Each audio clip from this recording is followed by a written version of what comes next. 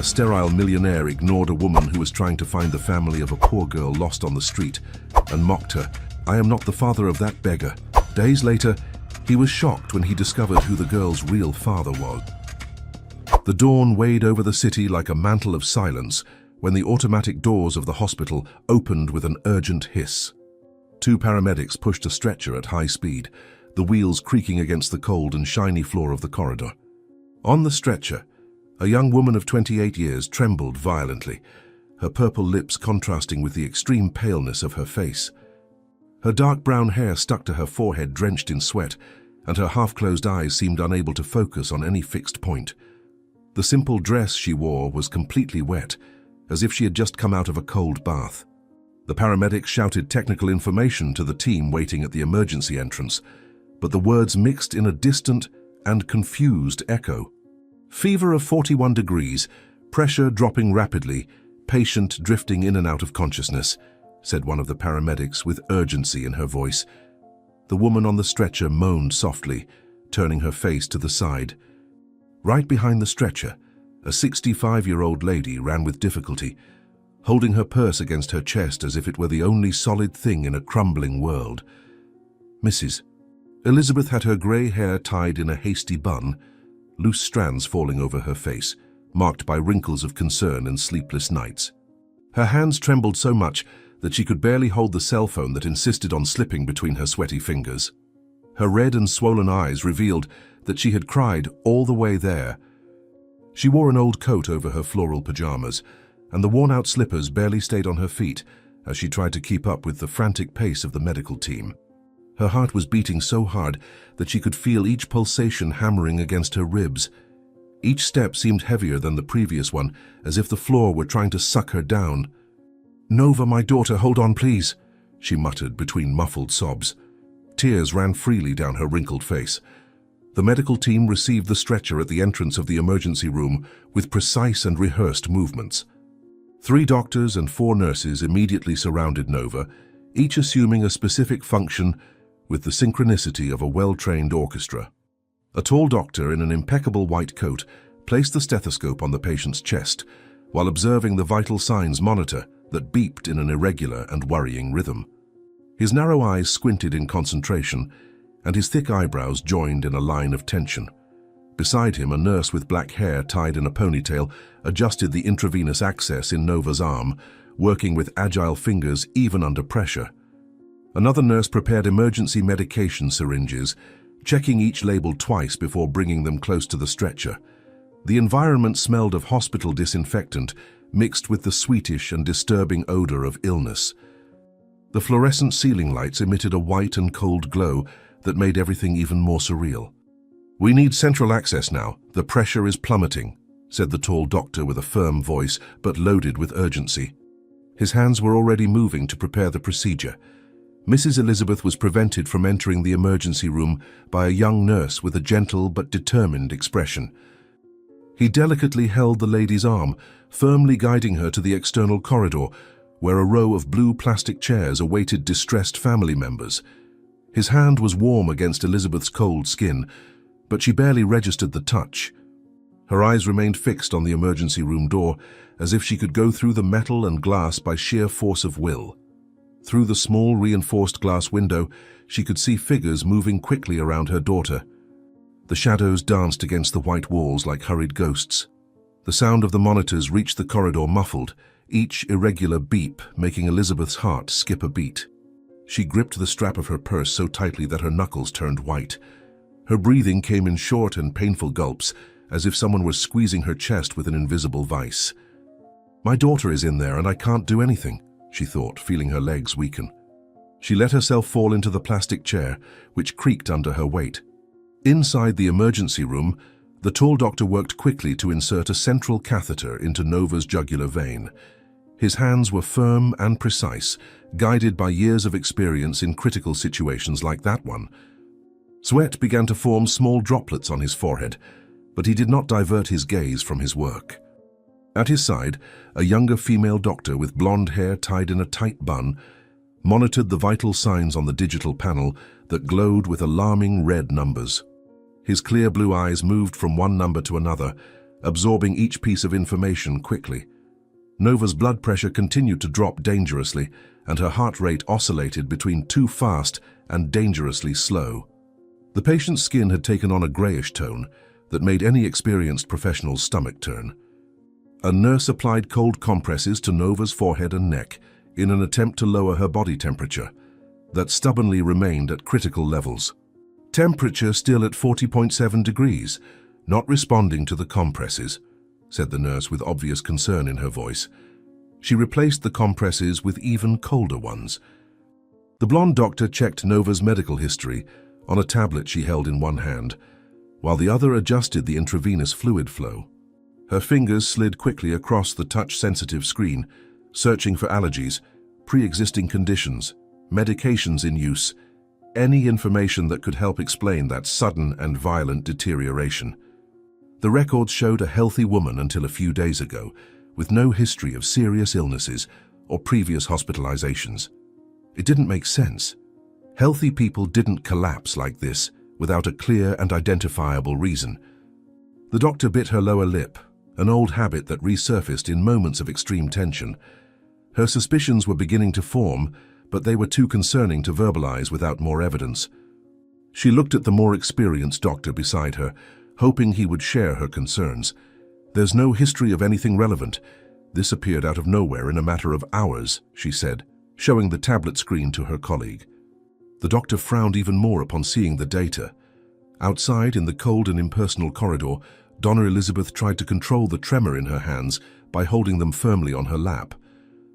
The fabric of her pajama dress was damp under her sweaty palms. She closed her eyes tightly, trying to push away the terrible images that insisted on invading her mind. Images of little Nova running through the dirt yard of the house where they lived, laughing with that crystalline laughter that brightened the most difficult days. Images of teenage Nova, studying late under the weak light of the only lamp they had, determined to build a better future. Images of adult Nova, holding Chloe in her arms for the first time, with that look of absolute and pure love that only a mother can express. And now the image of Nova pale and trembling on that stretcher, so fragile that it seemed a strong breeze could take her away.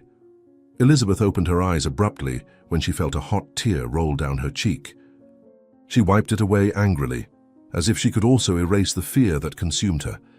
"God, I beg you, don't take my girl, she's all I have," she whispered to the white, stained ceiling.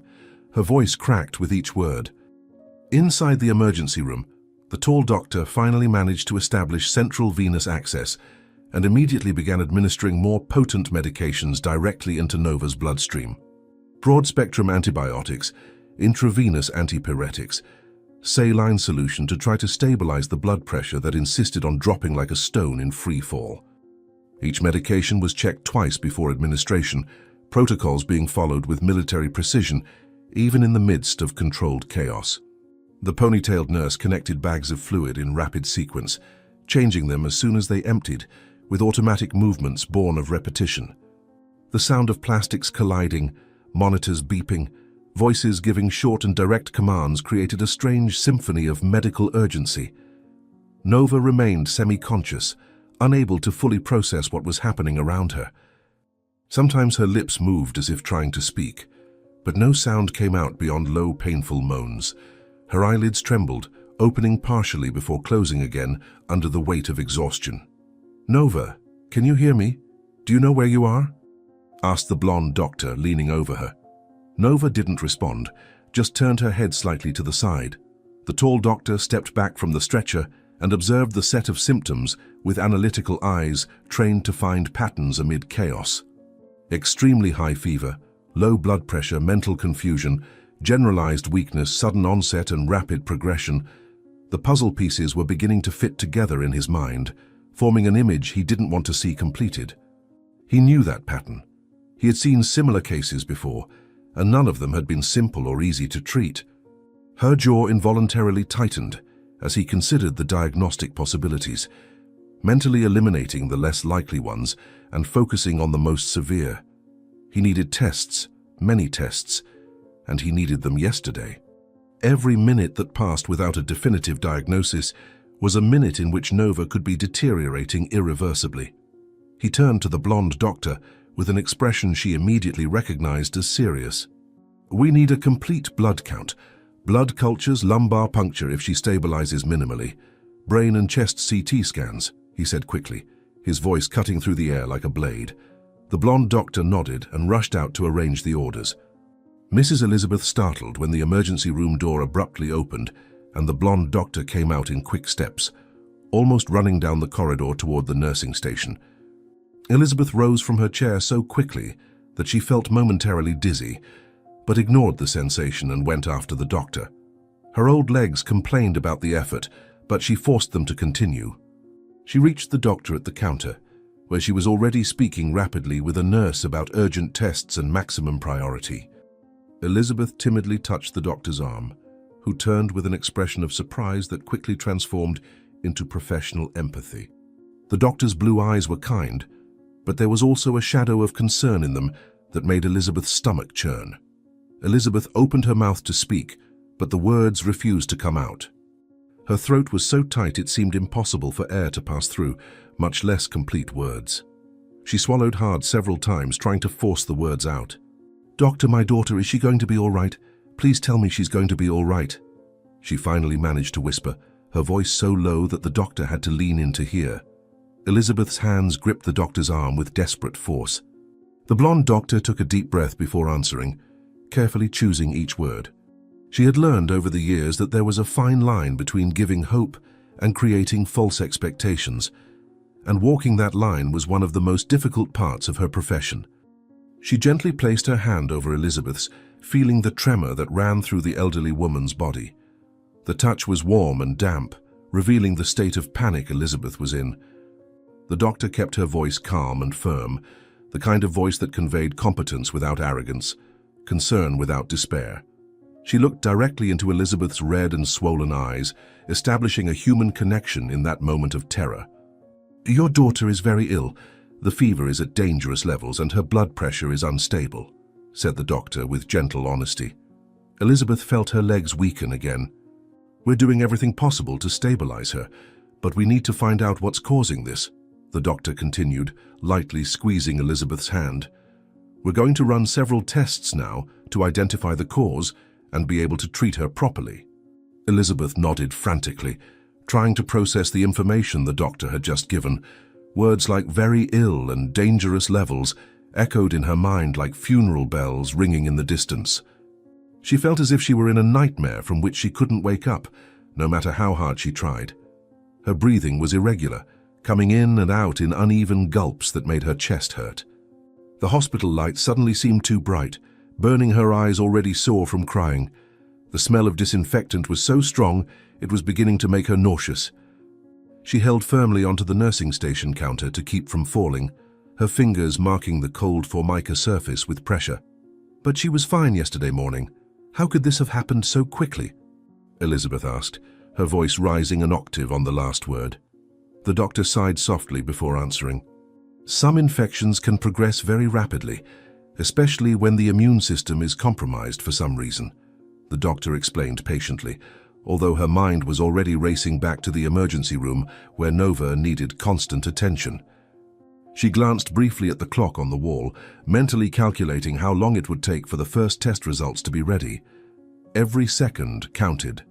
"You need to tell me if Nova has had contact with anyone sick recently, if she traveled somewhere, if she had cuts or injuries, anything that might help," said the doctor, turning her complete attention to Elizabeth.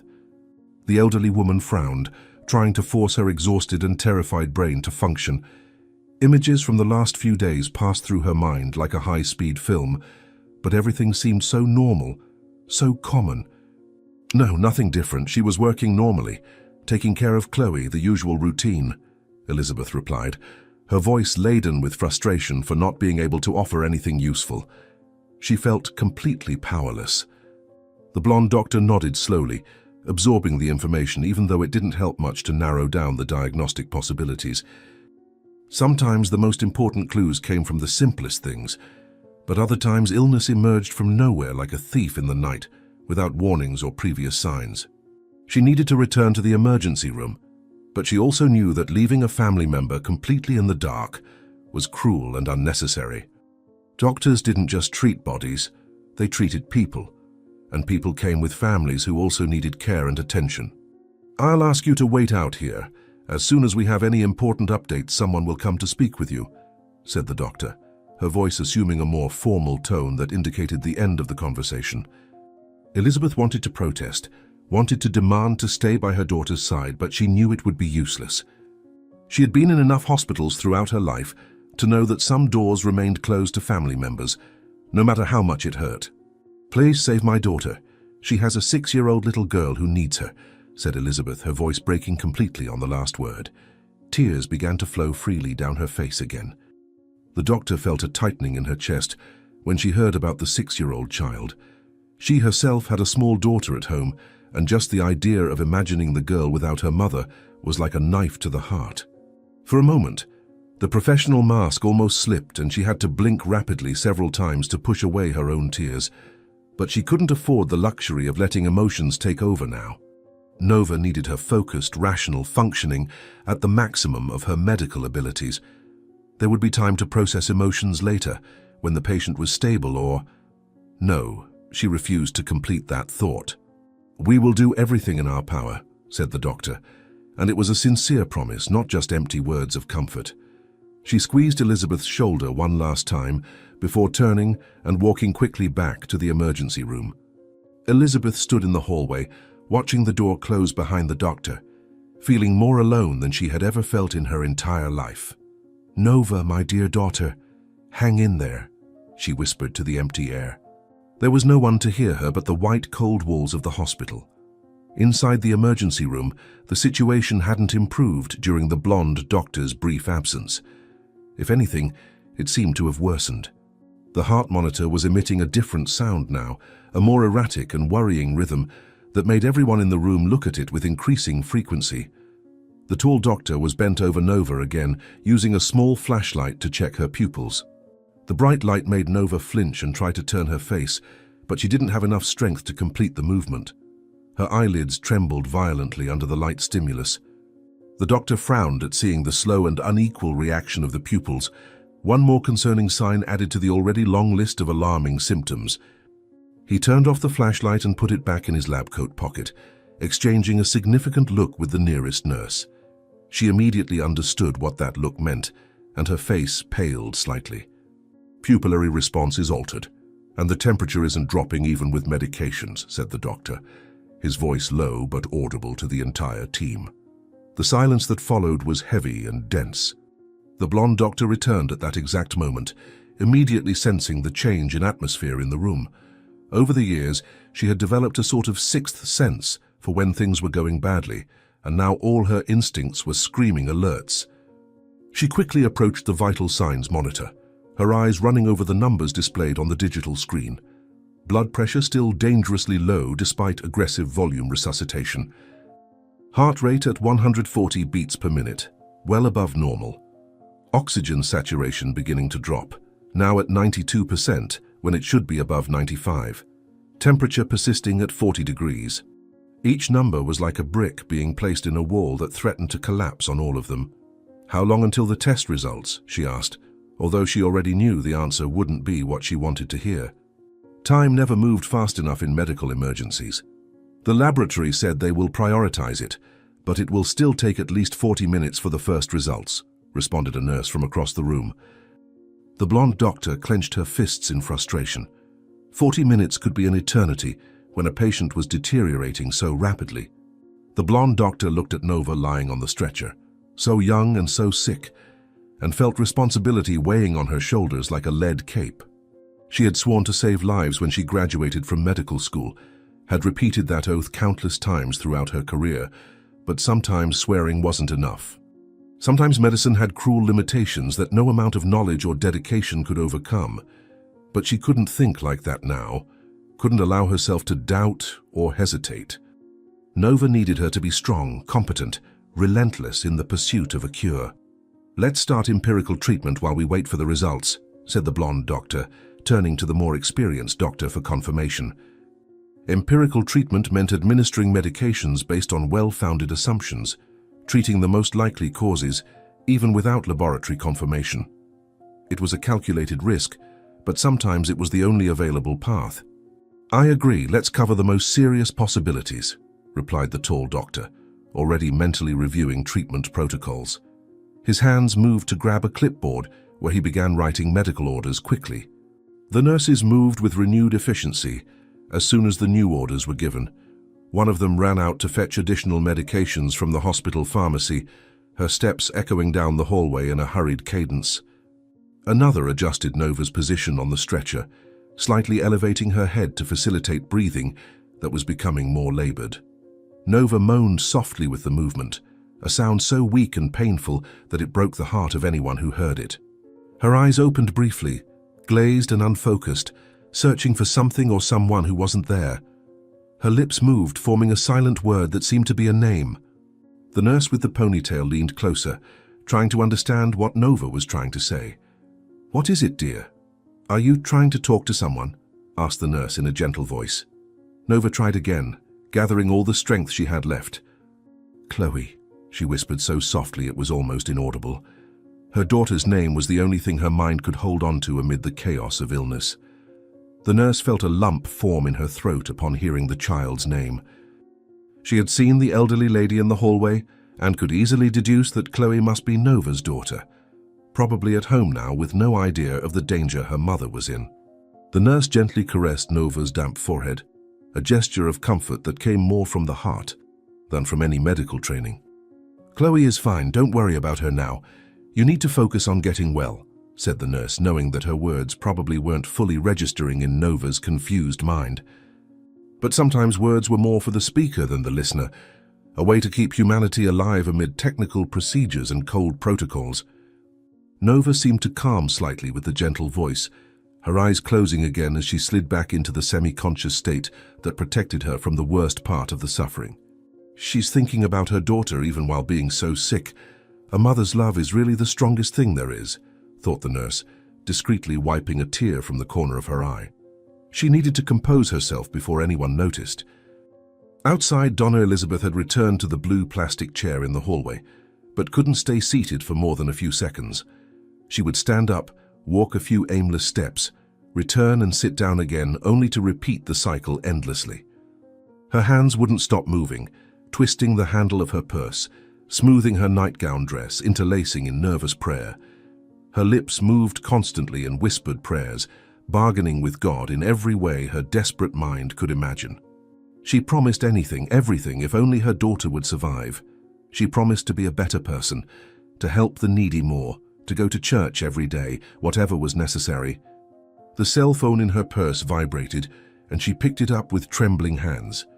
It was just the neighbor who was taking care of Chloe, asking about Nova. Elizabeth didn't know what to answer, how to transform that terror into words that could be sent in a text message. "We're still at the hospital. We still don't know anything," she finally typed, each letter seeming to weigh a ton. It was a white lie because she did know something. She knew her daughter was very ill. She pressed the send button and looked at the emergency room window again, as if she could absorb information through the thick glass just by the intensity of her gaze. The shadows were still moving in there, white-clad figures running back and forth in a dance she couldn't decipher. What were they doing to Nova? Why was it taking so long? Why wasn't anyone coming out with news? The questions spun in her head like an out-of-control carousel, each turn bringing more anxiety and fear. She thought about Chloe sleeping at the neighbor's house, oblivious to the fact that her mother was fighting for her life just a few miles away. How would she explain to the little girl if, God forbid, the worst happened? How would she look into Chloe's big, innocent eyes and tell her that Mommy wouldn't be coming back? The mere idea made a sob escape from her lips before she could contain it. "No, I won't think about that. Nova will be fine. She has to be fine," she said aloud to herself. But her own voice sounded desperate and unconvincing even to her own ears.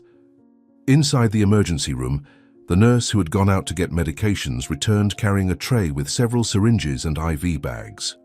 She carefully placed them on the instrument table next to the stretcher, organizing them in order of administration according to the doctor's instructions. Each medication had a specific purpose, targeting different possible causes of the infection ravaging Nova's body. Latest generation antibiotics capable of fighting the most resistant bacteria known to modern medicine. Broad-spectrum antivirals in case the cause was viral rather than bacterial. Corticosteroids to reduce the inflammation threatening to damage vital organs. Medications to support blood pressure and keep the heart beating in a more stable rhythm. It was a powerful cocktail of drugs, each with its own risks and side effects, but the risk of doing nothing was infinitely greater. The blonde doctor personally checked each medication before authorizing administration, her eyes running over the labels with meticulous attention. A mistake now could be fatal. "You can start administering, follow the order we established," she said to the nurse. Her hands were steady, but her heart was beating fast inside her chest.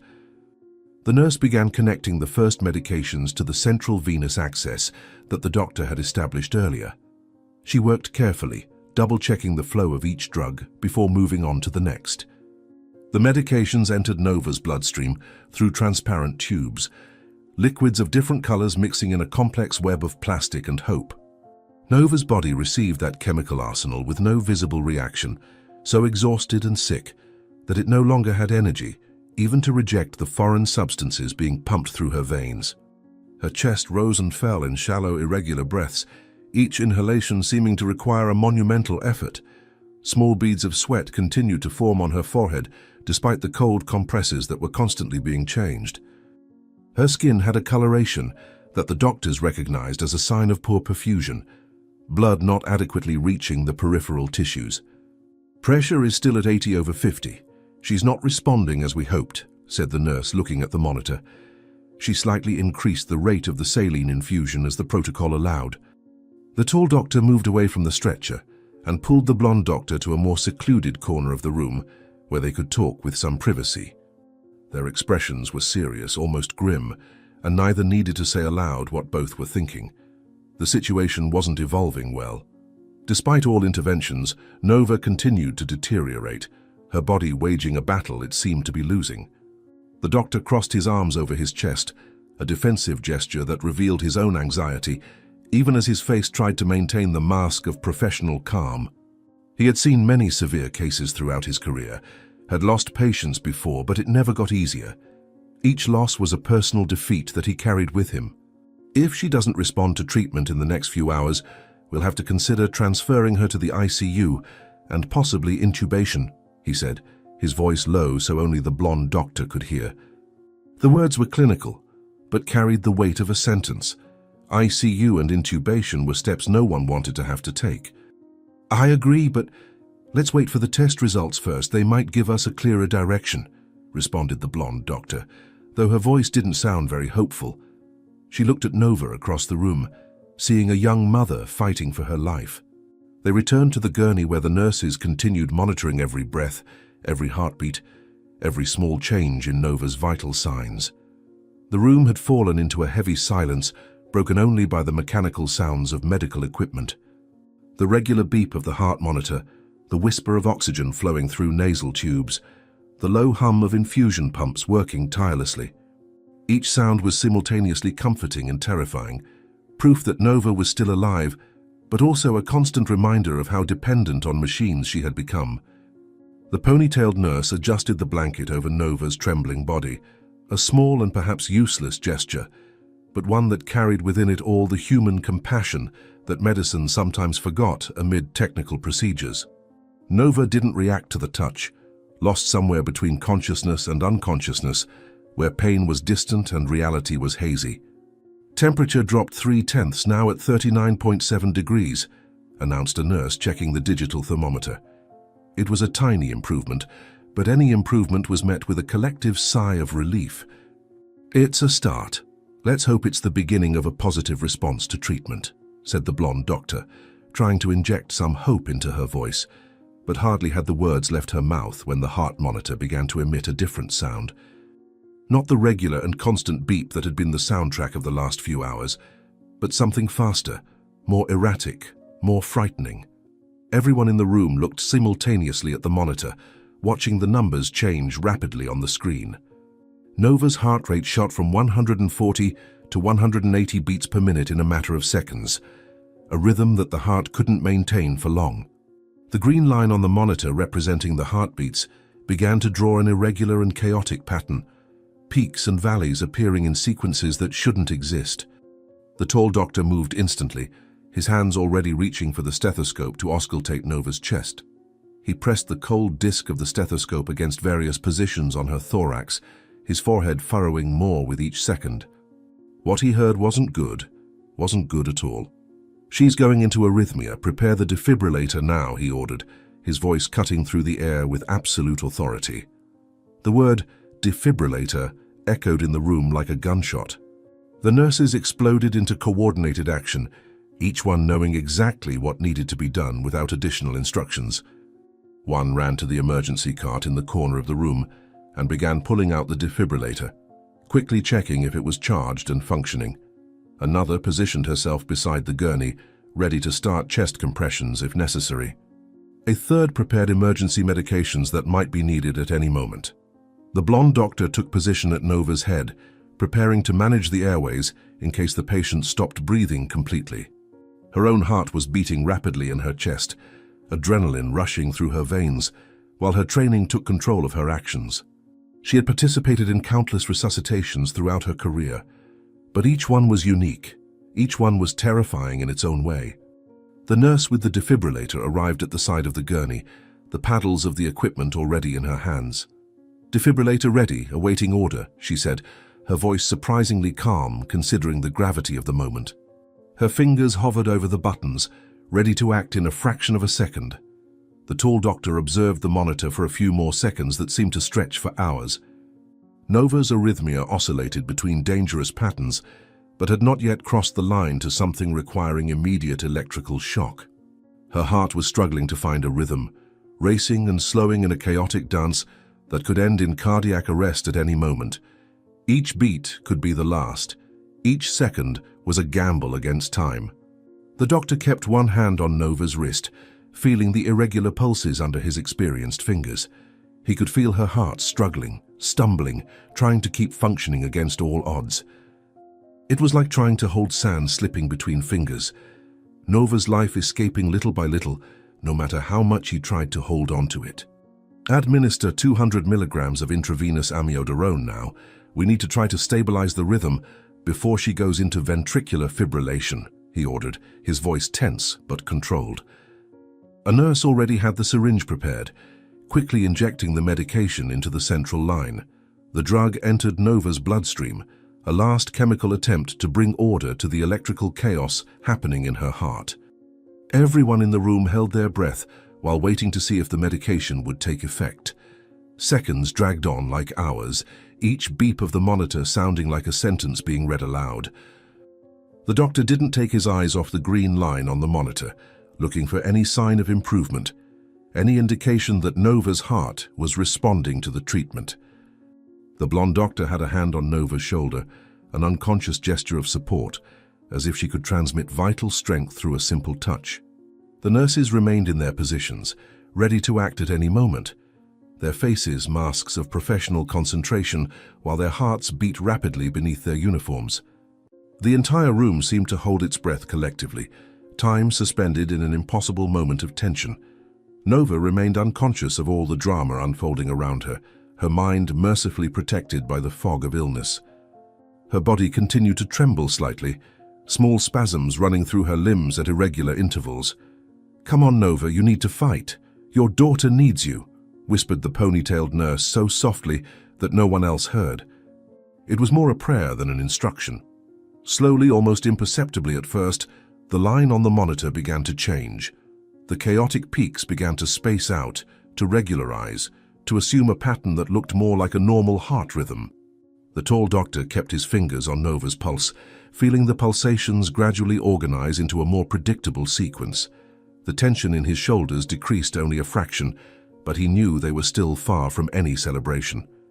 The nurses exchanged quick glances among themselves, recognizing the small victory, but not completely lowering their guard. The room remained in a state of maximum alert, everyone prepared to act again should the situation deteriorate once more. The blonde doctor checked the numbers on the monitor for the 10th time in a few seconds, her eyes searching for any sign that the stabilization was only temporary.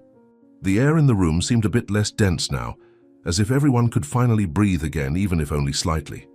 "The rhythm is stabilizing. The medication is taking effect," said the tall doctor, his voice carrying cautious relief. He didn't remove his fingers from Nova's pulse, still monitoring every beat with absolute attention. The ponytailed nurse adjusted the oxygen flow reaching Nova through the nasal tubes, checking if saturation was improving along with the heart rhythm. The numbers showed a slight improvement, rising from 92 to 94%. Still not ideal, but definitely better than it was minutes ago. Each small gain seemed like a mountain climbed.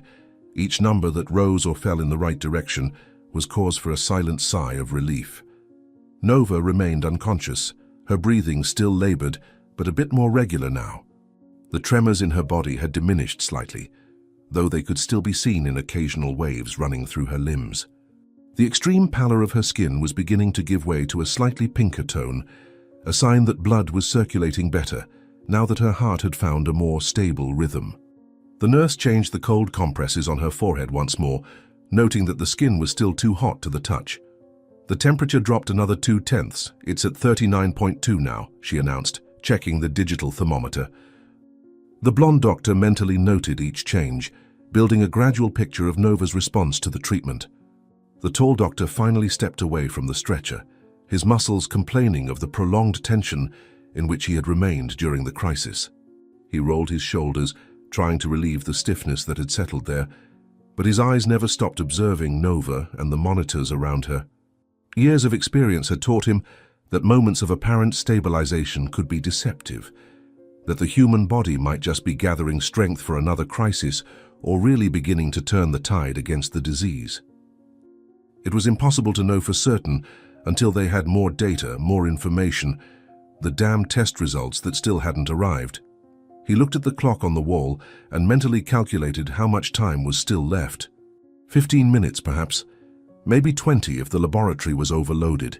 Each second that passed without answers was a second in which they treated Nova blindly, using only educated guesses and standardized protocols. The blonde doctor approached him, keeping her voice low to avoid alarming the nurses more than they already were. "She's stabilized for now, but we need to find out what's causing this before we have another crisis," she said, expressing exactly what he was thinking. The doctor agreed with a grave nod. "I'm going to talk to her mother. She's been waiting for news for quite some time," said the blonde doctor, already moving toward the door. The tall doctor raised a hand to stop her for a moment. "Be honest with her, but also be gentle. That woman is clearly at her limit," he said, his voice carrying the experience of someone who had delivered bad news to countless families throughout a long career. The blonde doctor nodded, perfectly understanding the delicate balance she needed to maintain between medical honesty and human compassion. She left the emergency room, removing her disposable gloves and throwing them in the appropriate trash bin. Mrs. Elizabeth saw her immediately through the glass window and rose from the plastic chair where she had sat just moments before. The elderly lady practically ran the few meters that separated her from the doctor, her worn slippers slapping against the cold floor of the corridor. Her eyes were even redder and more swollen than before, and new tears were already beginning to form before any words were exchanged. "Doctor, my daughter, how is she? Please tell me something," Elizabeth begged, her voice coming out in a desperate whisper. The blonde doctor gently touched Elizabeth's arm, guiding her back to the chairs. They sat side by side, the doctor keeping one hand on Elizabeth's arm in a gesture of comfort. The professional coldness she maintained inside the emergency room softened out here, giving way to a more human, more accessible expression. She knew that the next words she spoke would profoundly mark Elizabeth, whether good or bad, and chose each one with extreme care. "Mrs. Elizabeth, Nova went through a very critical moment a few minutes ago. Her heart went into an irregular rhythm that could have been fatal," the doctor began, watching Elizabeth grow even paler. "But we managed to stabilize her with medications, and now her heart is beating in a more regular rhythm. The fever has also started to come down a bit." Elizabeth absorbed the information in pieces, processing each word separately because together they were too much for her exhausted mind to comprehend at once. Critical, fatal, stabilize, these words swirled in her head like a confused whirlwind. "So she's getting better. She's going to be fine now? asked Elizabeth, a spark of hope appearing in her tired eyes. The blonde doctor hesitated, and that hesitation was like a bucket of cold water over Elizabeth's fragile hope. "She is stabilized at the moment, but she's still very serious," said the blonde doctor with careful honesty. Elizabeth felt her heart sink again, the hope that had emerged for a second disappearing as quickly as it had been born. The doctor continued, knowing she needed to provide all the information even if it hurt. "We're waiting for test results to confirm, but from the symptoms she's presenting, we suspect it's a very severe generalized infection, what we call sepsis." The word sepsis sounded strange and frightening to Elizabeth, who had no medical knowledge but understood from the doctor's tone that it was something terrible. "Is that dangerous?" Elizabeth asked, though the question was almost rhetorical. She could see the answer on the doctor's face. "Very dangerous, Mrs. Elizabeth, I'm going to be honest with you because I think you deserve to know the truth," replied the doctor, squeezing Elizabeth's arm slightly. "Sepsis is when an infection spreads through the bloodstream and affects the entire body. It can cause multiple organ failure if not treated properly and quickly." Elizabeth felt the words like physical punches, each one more painful than the last. Tears began to roll down Elizabeth's face again, wet trails descending her wrinkled cheeks. She tried to speak, but her throat was so tight that no sound came out beyond muffled sobs. The doctor waited patiently, letting Elizabeth process the terrible information she had just received. Other family members in the corridor looked discreetly in their direction, recognizing that painful scene that was repeated daily in hospital corridors around the world. Finally, Elizabeth managed to gather enough strength to form words again. "But you can treat this. There's medicine for this sepsis," she asked, clinging to any thread of hope she could find. The blonde doctor took a deep breath before answering, preparing herself to provide information that she knew would destroy Elizabeth even more. "Treatment does exist. We are administering powerful antibiotics, but in Nova's case, the infection is very advanced," said the doctor, pausing before continuing. "She will need emergency surgery to remove the focus of infection, if we can identify where it is, and then she will need intensive care for several days, perhaps weeks." Elizabeth shook her head frantically, trying to absorb every word. "Surgery? Then do the surgery, please. Do whatever it takes to save my daughter," Elizabeth said with desperate urgency, already trying to rise from her chair, as if her verbal authorization would be enough to set everything in motion. The blonde doctor gently held Elizabeth, preventing her from standing up. There was more that needed to be said, and this would be the hardest part of the conversation. "Mrs. Elizabeth, I need you to understand that the surgery is extremely risky in Nova's current condition," said the doctor, her voice low but firm. "Her body is very weak. Her blood pressure is unstable. Her heart just recovered from a serious arrhythmia. Operating now could be fatal, but not operating could also be fatal." Elizabeth felt as if the floor was opening beneath her feet, as if she were falling into an endless abyss. The doctor continued, knowing there was still another crucial piece of information she needed to convey. "And there's another problem, Mrs. Elizabeth, this is a private hospital. The surgery and intensive care needed will cost a lot of money. Can you afford these costs?" asked the doctor, although from Elizabeth's clothes and appearance, she already suspected what the answer would be. Elizabeth paled even more if that was possible. How much will it cost?" asked Elizabeth with a trembling voice, though she already knew that any number the doctor mentioned would be impossible for her to pay. The blonde doctor picked up a clipboard that was on the nearby counter and made some quick calculations, consulting a price table. She wrote some numbers on a paper, each digit seeming to weigh tons as the pen slid across the paper. Finally, she turned the paper toward Elizabeth, showing the estimated total. Elizabeth looked at the numbers and felt her heart stop for a moment. It was an astronomical amount, more money than she would see in years of hard work, more money than she had or would ever have. Her fingers trembled as she held the paper, the numbers seeming to dance before her tear-blurred eyes. "I don't have that. I don't even have a tenth of that," whispered Elizabeth, her voice breaking completely. "I work cleaning houses. I rent a small room where I live with Nova and Chloe. We barely have enough to eat every day. How am I going to get this money?" The reality of the situation hit her with full force, stealing the air from her lungs. The blonde doctor felt her own heart tighten, seeing the absolute despair on Elizabeth's face. She had seen this scene so many times before, poor families facing the cruel healthcare system that put a price on human life. It was one of the most unfair and painful parts of her profession, knowing she had the knowledge and tools to save lives, but couldn't use them because the patient had no money. Mrs. Elizabeth, there is the option of transferring Nova to the public hospital where treatment would be free, said the doctor, but her voice didn't carry much hope. Elizabeth looked at her with wide eyes, clinging to that possibility like a castaway clinging to a floating piece of wood. Then let me take her there, please. Let's go now, said Elizabeth, already trying to stand up again. The doctor held her once more, her grave expression saying more than words could say. The problem is that Nova is too critical to be safely transported right now.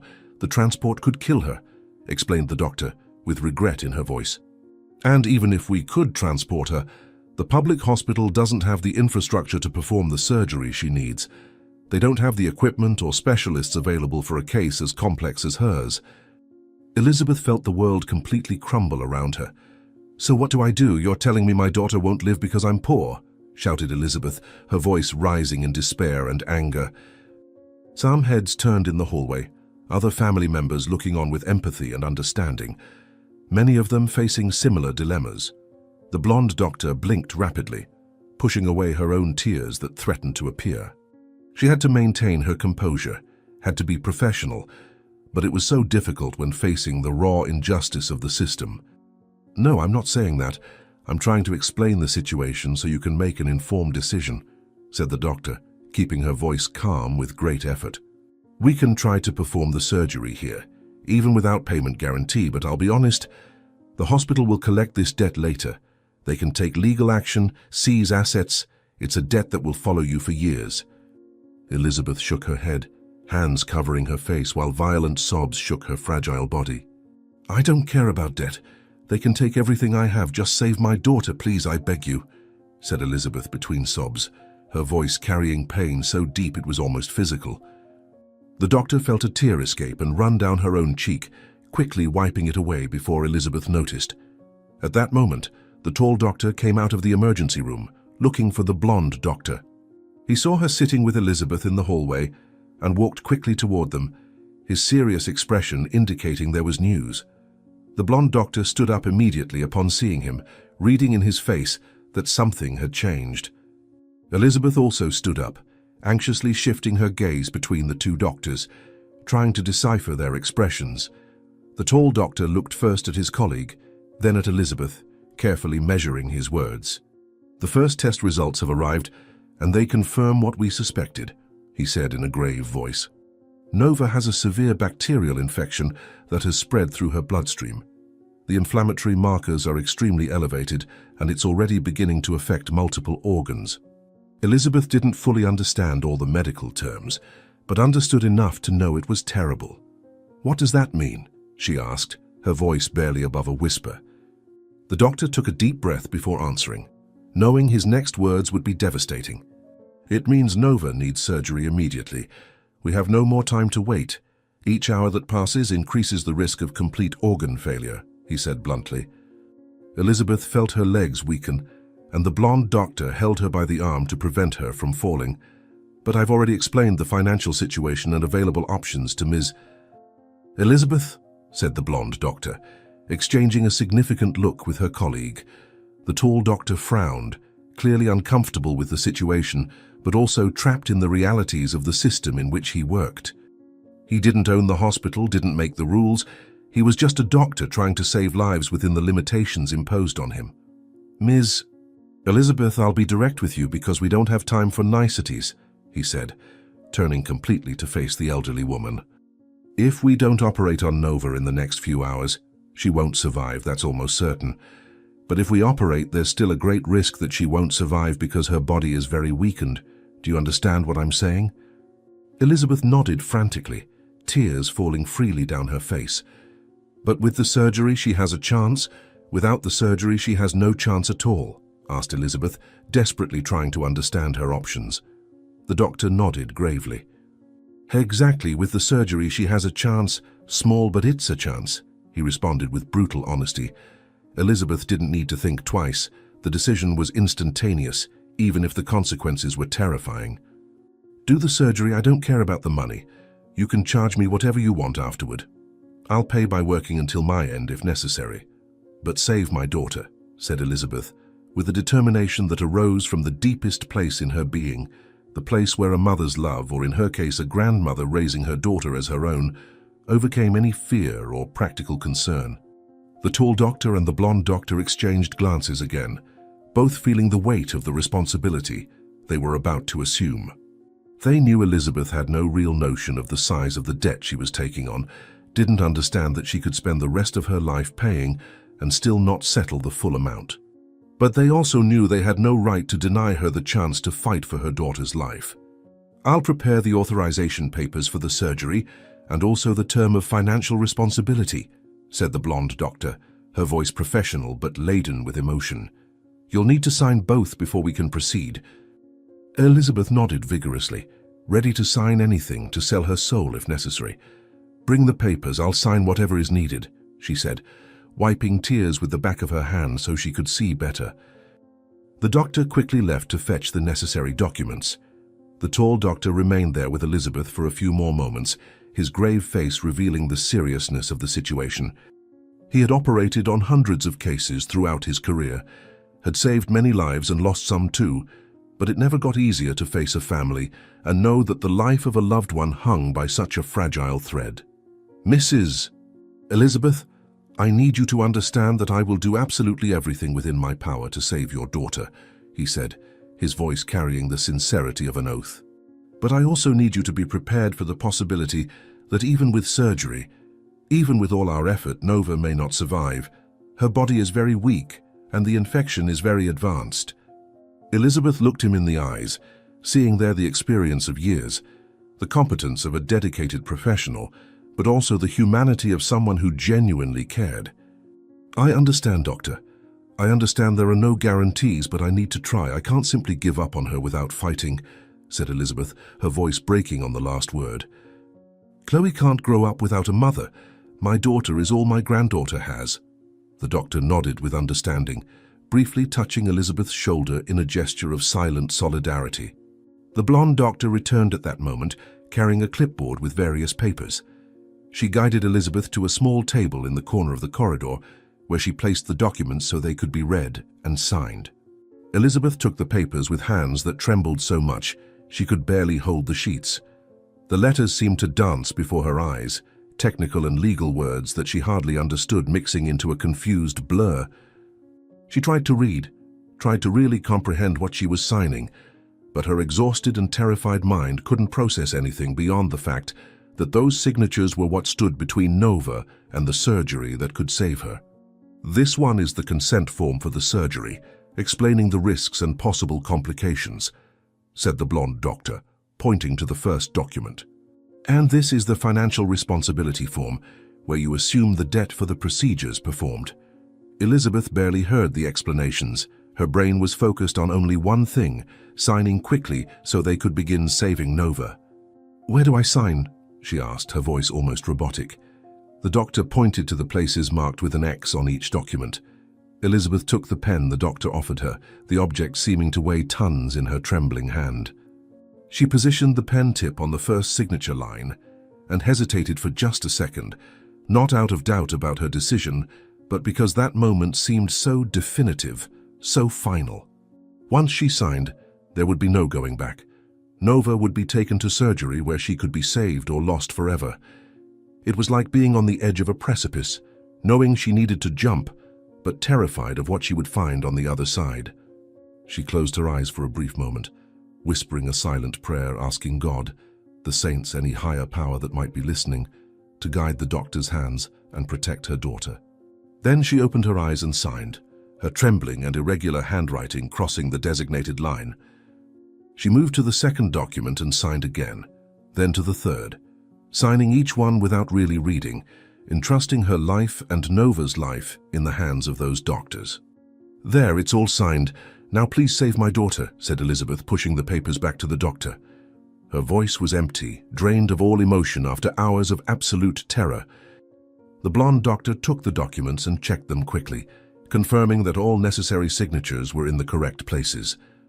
She nodded to the tall doctor, who immediately picked up his phone and began making calls, mobilizing the surgical team and preparing the operating room for the emergency procedure. His voice was firm and authoritative on the phone, giving precise orders and demanding that everything be prepared as quickly as possible. "I want room 3 prepared in 20 minutes. Complete team, instruments for exploratory laparotomy, reserves of type A positive blood available. And I want the best anesthesiologist in the hospital now," he said quickly. He hung up and immediately made another call, mobilizing more resources, more people, building around Nova a network of professionals who would fight to keep her alive. Elizabeth watched everything in a kind of trance, unable to fully process what was happening. Everything moved so fast now, after hours of agonizing waiting. Suddenly everything was urgency and movement. "We are going to transfer Nova to the operating room now. We need to start as soon as possible," said the tall doctor, already turning to go back to the emergency room. Elizabeth stepped forward, trying to follow him. "Can I see her before, just for a minute? I need to see her before they take her away," Elizabeth pleaded, her voice heavy with desperation. The doctor stopped and turned around, his expression a little softer now. He perfectly understood what Elizabeth was asking, understood that she needed to see her daughter in case it was the last time, although neither of them verbalized this terrible thought. "You can come, but only for a moment. Every second counts now," he said, gesturing for Elizabeth to follow him. They entered the emergency room together, Elizabeth standing at the door for a moment while her eyes adjusted to the bright lights. Then she saw Nova on the stretcher, pale and fragile, surrounded by machines and tubes, so different from the vibrant young woman full of life that Elizabeth knew. A sob escaped her lips before she could contain it. The blonde doctor gently touched her arm, guiding her to the side of the stretcher. "Nova, my dear daughter," Elizabeth whispered, taking Nova's cold hand between hers. The skin was damp and cold, so different from the normal warmth. "You're going to surgery now, and you're going to be okay. You have to be okay because Chloe needs you. I need you." Nova didn't respond. There was no sign that she had heard, but Elizabeth continued talking anyway. "Do you remember when Chloe was born and you held her for the first time? You cried with joy and said you had never felt such a great love," Elizabeth said, tears flowing freely now. "You said you would do anything for her, that you would protect her from everything. Well, now you need to fight. You need to fight to come back to her because she can't grow up without you." The words came out in a broken flow, memories and pleas mixing in a desperate attempt to reach Nova, wherever her consciousness was floating.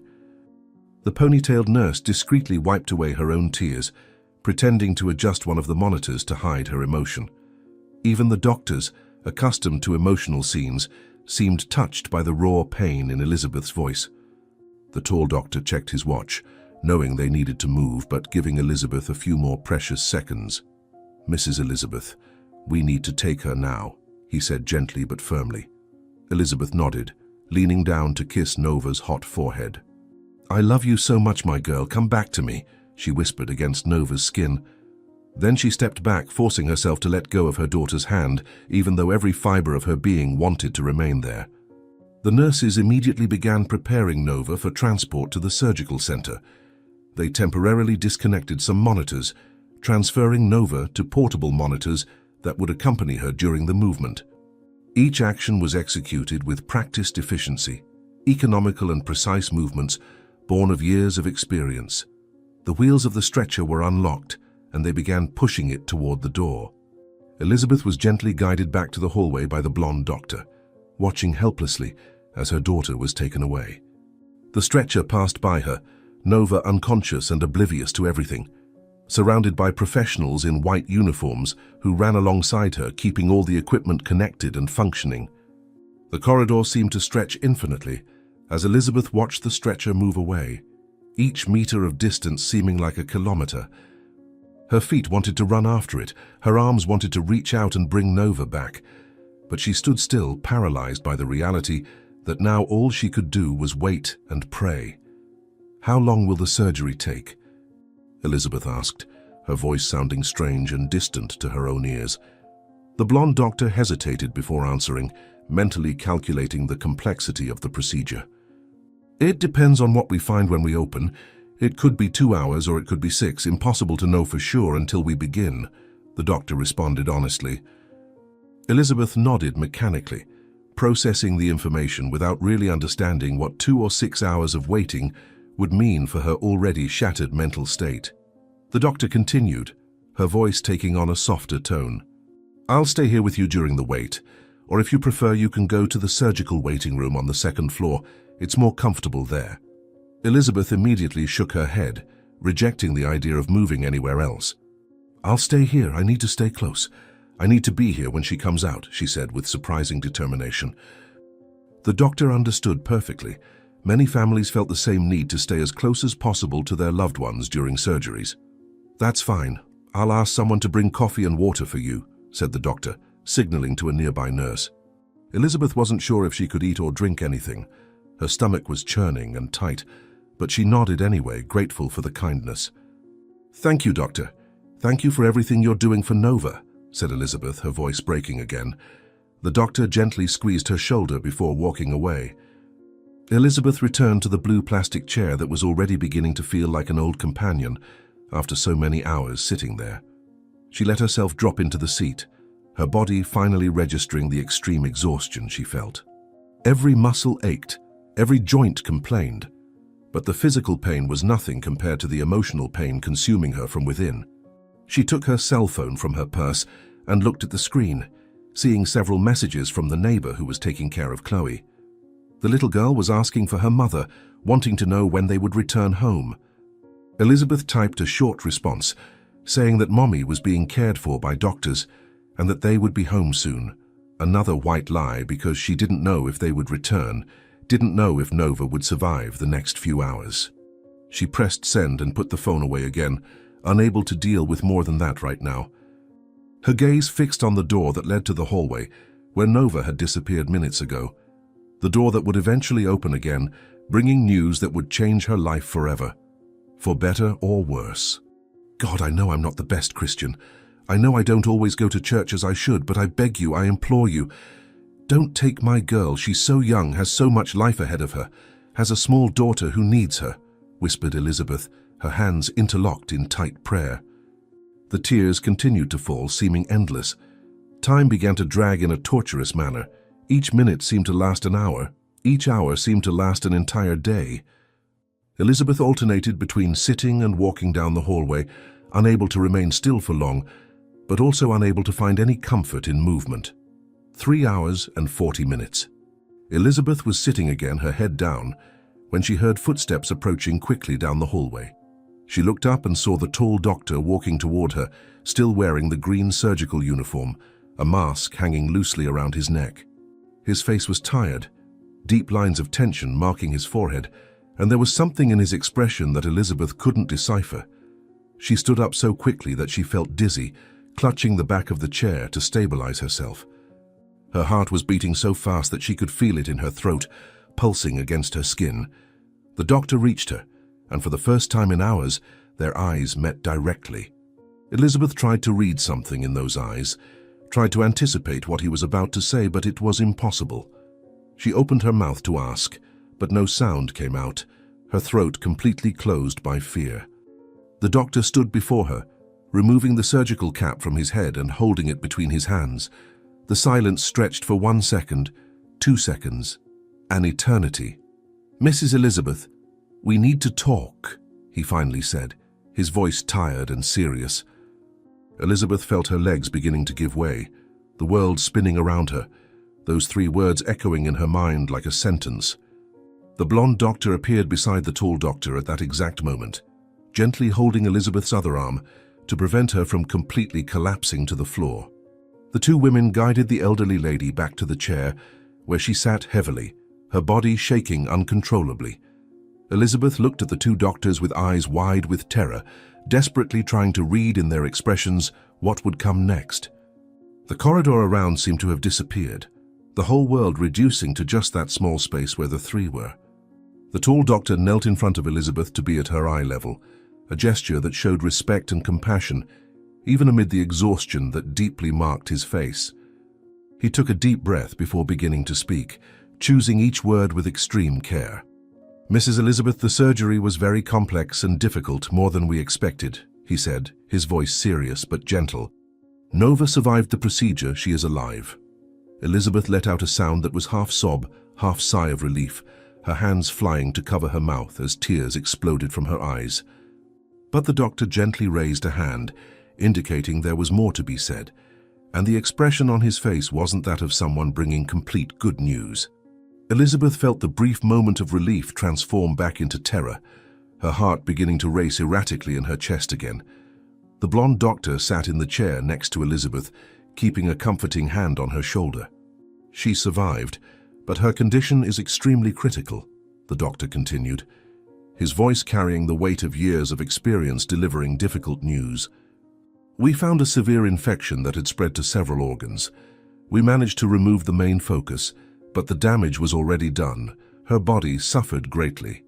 Elizabeth tried to process the information, but the words seemed to slip through her mind without finding a place to settle. Survived, but critical. Infection. Damage. Each word was a knife twisting in her heart. But will she be all right now that you've removed the infection? Will she recover? Elizabeth asked, her voice coming out in a desperate whisper. The doctor exchanged a quick glance with his colleague before responding, and that look said more than words could say. We cannot guarantee anything at this moment, Miss Elizabeth, said the doctor with painful honesty. Nova is in an induced coma now. We need to keep her body sedated so it can recover without spending unnecessary energy. She's connected to a ventilator that is breathing for her because her lungs are compromised. Elizabeth felt as if she had been punched in the stomach, all air being expelled from her lungs at once. Coma, ventilator, compromised. Each word was worse than the previous one. But will she wake up? When will she wake up? Elizabeth asked, clinging to any thread of hope she could find. The blonde doctor squeezed her shoulder more firmly, preparing her for more bad news. We don't know when we can bring her out of the coma. It could be days, it could be weeks, the doctor responded in a soft voice. It will depend on how her body responds to treatment, on how the organs recover from the damage caused by the infection. Elizabeth shook her head frantically, trying to deny the reality that was being presented to her, but there was no escaping the raw truth that the doctors were sharing. She's in the intensive care unit, where she can receive the constant monitoring she needs, the tall doctor continued, slowly rising from his kneeling position. You may see her for a few minutes, but I need to warn you beforehand. The scene is not easy. She's surrounded by many pieces of equipment, many tubes. It may be shocking. Elizabeth stood up immediately, ignoring the warning, ignoring everything except the desperate need to see her daughter with her own eyes, to confirm that Nova was really alive. I need to see her, please take me to her, said Elizabeth, her voice gaining surprising strength born of absolute desperation. The doctors exchanged glances again and then agreed with nods. They guided Elizabeth through a maze of corridors, going up one floor through an elevator, where the silence was so dense it seemed solid. Elizabeth didn't take her eyes off the floor indicator, watching the numbers change, each second seeming like an eternity. Nova is alive, she survived, I need to hold on to that, thought Elizabeth, trying desperately to convince herself that everything would eventually be okay. So why do you look worried? Elizabeth asked. The blonde doctor guided her to a small empty consultation room near the elevator, closing the door behind them for privacy. She indicated a chair for Elizabeth to sit, but the elderly woman remained standing, her muscles tense like ropes about to snap. The doctor sighed deeply, clearly uncomfortable with what she was about to say. It's not directly about Nova's medical condition, but about the financial situation, the doctor began, and Elizabeth felt a new wave of panic rise in her chest. The emergency surgery that was performed today, plus the days of ICU care that Nova will need, the special medications, the additional procedures that will be necessary, all of this has a very high cost. Elizabeth already knew where that conversation was going, but hearing the words aloud was like receiving repeated stabbings. How much? How much will all this cost? Asked Elizabeth, although she was afraid of the answer. The doctor picked up a folder that was on the table and opened it, showing several papers with printed numbers. Elizabeth looked at the values and felt the floor disappear beneath her feet. It was such an absurd, impossible amount that it seemed unreal, as if they were talking about imaginary millions, instead of real money that needed to be paid. "This is just the cost so far, just for the surgery and the first few hours in the ICU, said the doctor, pointing to a number that already made Elizabeth's head spin. "The cost of each day in the ICU is very high because of the equipment, special medications, dedicated staff. If Nova stays hospitalized for 2 weeks, which is the minimum expected, the amount will be at least 3 times higher than this." Elizabeth held onto the edge of the table to keep from falling, her knees finally giving way under the weight of everything that was happening. She let herself drop into the nearest chair, her mind completely unable to process such large numbers. How could a person like her, who earned so little cleaning houses, who could barely pay rent and buy food every month, ever pay a debt that size? It was impossible, completely and absolutely impossible. "I don't have that money, you know I don't. I signed the papers saying I would pay, but I didn't know it would be so much," said Elizabeth, her voice coming out in a strangled whisper. "How am I going to pay for this? I'll work until I'm 100 years old and still won't be able to pay it all." The doctor sat in the chair next to Elizabeth, her face showing genuine sadness for the situation. "I know, Mrs. Elizabeth, I know it's an impossible amount for most people," said the doctor with real compassion in her voice. "The healthcare system is cruel. It puts a price on people's lives, and it's not fair. It's definitely not fair."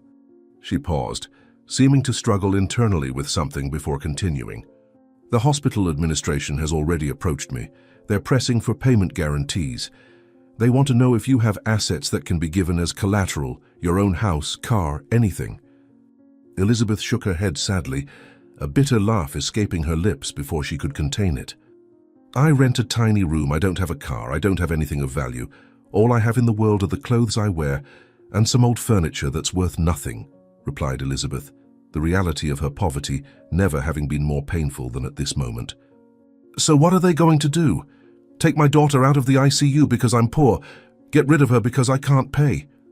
Anger began to mix with despair in her voice, years of injustice and struggle finally exploding outward. The blonde doctor had no answer to those questions, because the truth was that yes, private hospitals did exactly that when patients couldn't pay. She had seen it happen before, had seen patients transferred to overcrowded public hospitals, where survival chances dropped dramatically, had seen families destroyed by impossible medical debts. It was the cruelest part of her profession, the part that kept her awake some nights, questioning why she had chosen to work in a system so deeply broken and unfair. "I'll do everything in my power to ensure Nova receives the treatment she needs for as long as possible," the doctor finally said. And it was a sincere promise, even though they both knew that eventually the system would win. "But you need to start thinking of alternatives. Try to get help from friends or family. Maybe start an online fundraising campaign, anything that might help cover at least part of the costs." Elizabeth nodded mechanically, but her mind was blank, completely drained of all hope and energy. I'll do what I can," said Elizabeth, although she had no idea where to begin. She had no rich friends, no family with money, and barely knew how to use the internet, let alone start an online campaign. Elizabeth left the hospital like a person in a trance, moving automatically without really processing where she was going. The sun was beginning to rise, painting the sky with shades of orange and pink that seemed offensively beautiful considering the tragedy she was living through.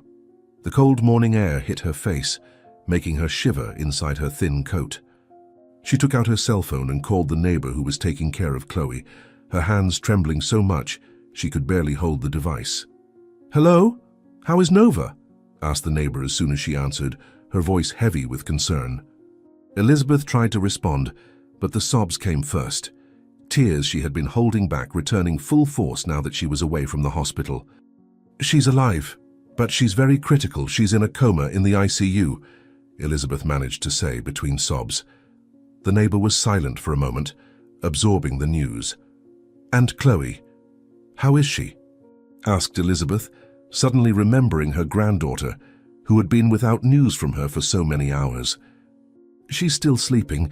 She spent the night asking for you and her mother, but eventually fell asleep from exhaustion," answered the neighbor kindly. "Can you leave her there a bit longer?" "I need to go home to shower and change clothes, then I'll pick her up," said Elizabeth, knowing she needed to at least try to recover a little before facing Chloe.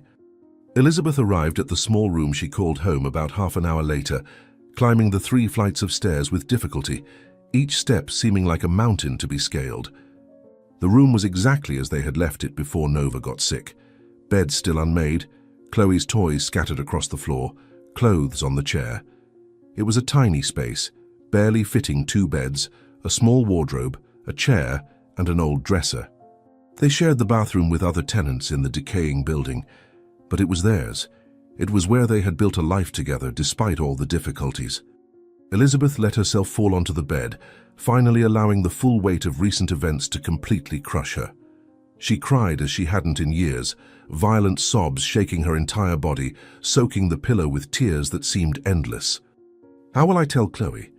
How will I explain to a 6-year-old that her mother might not survive, that we don't have money to save her? Thought Elizabeth.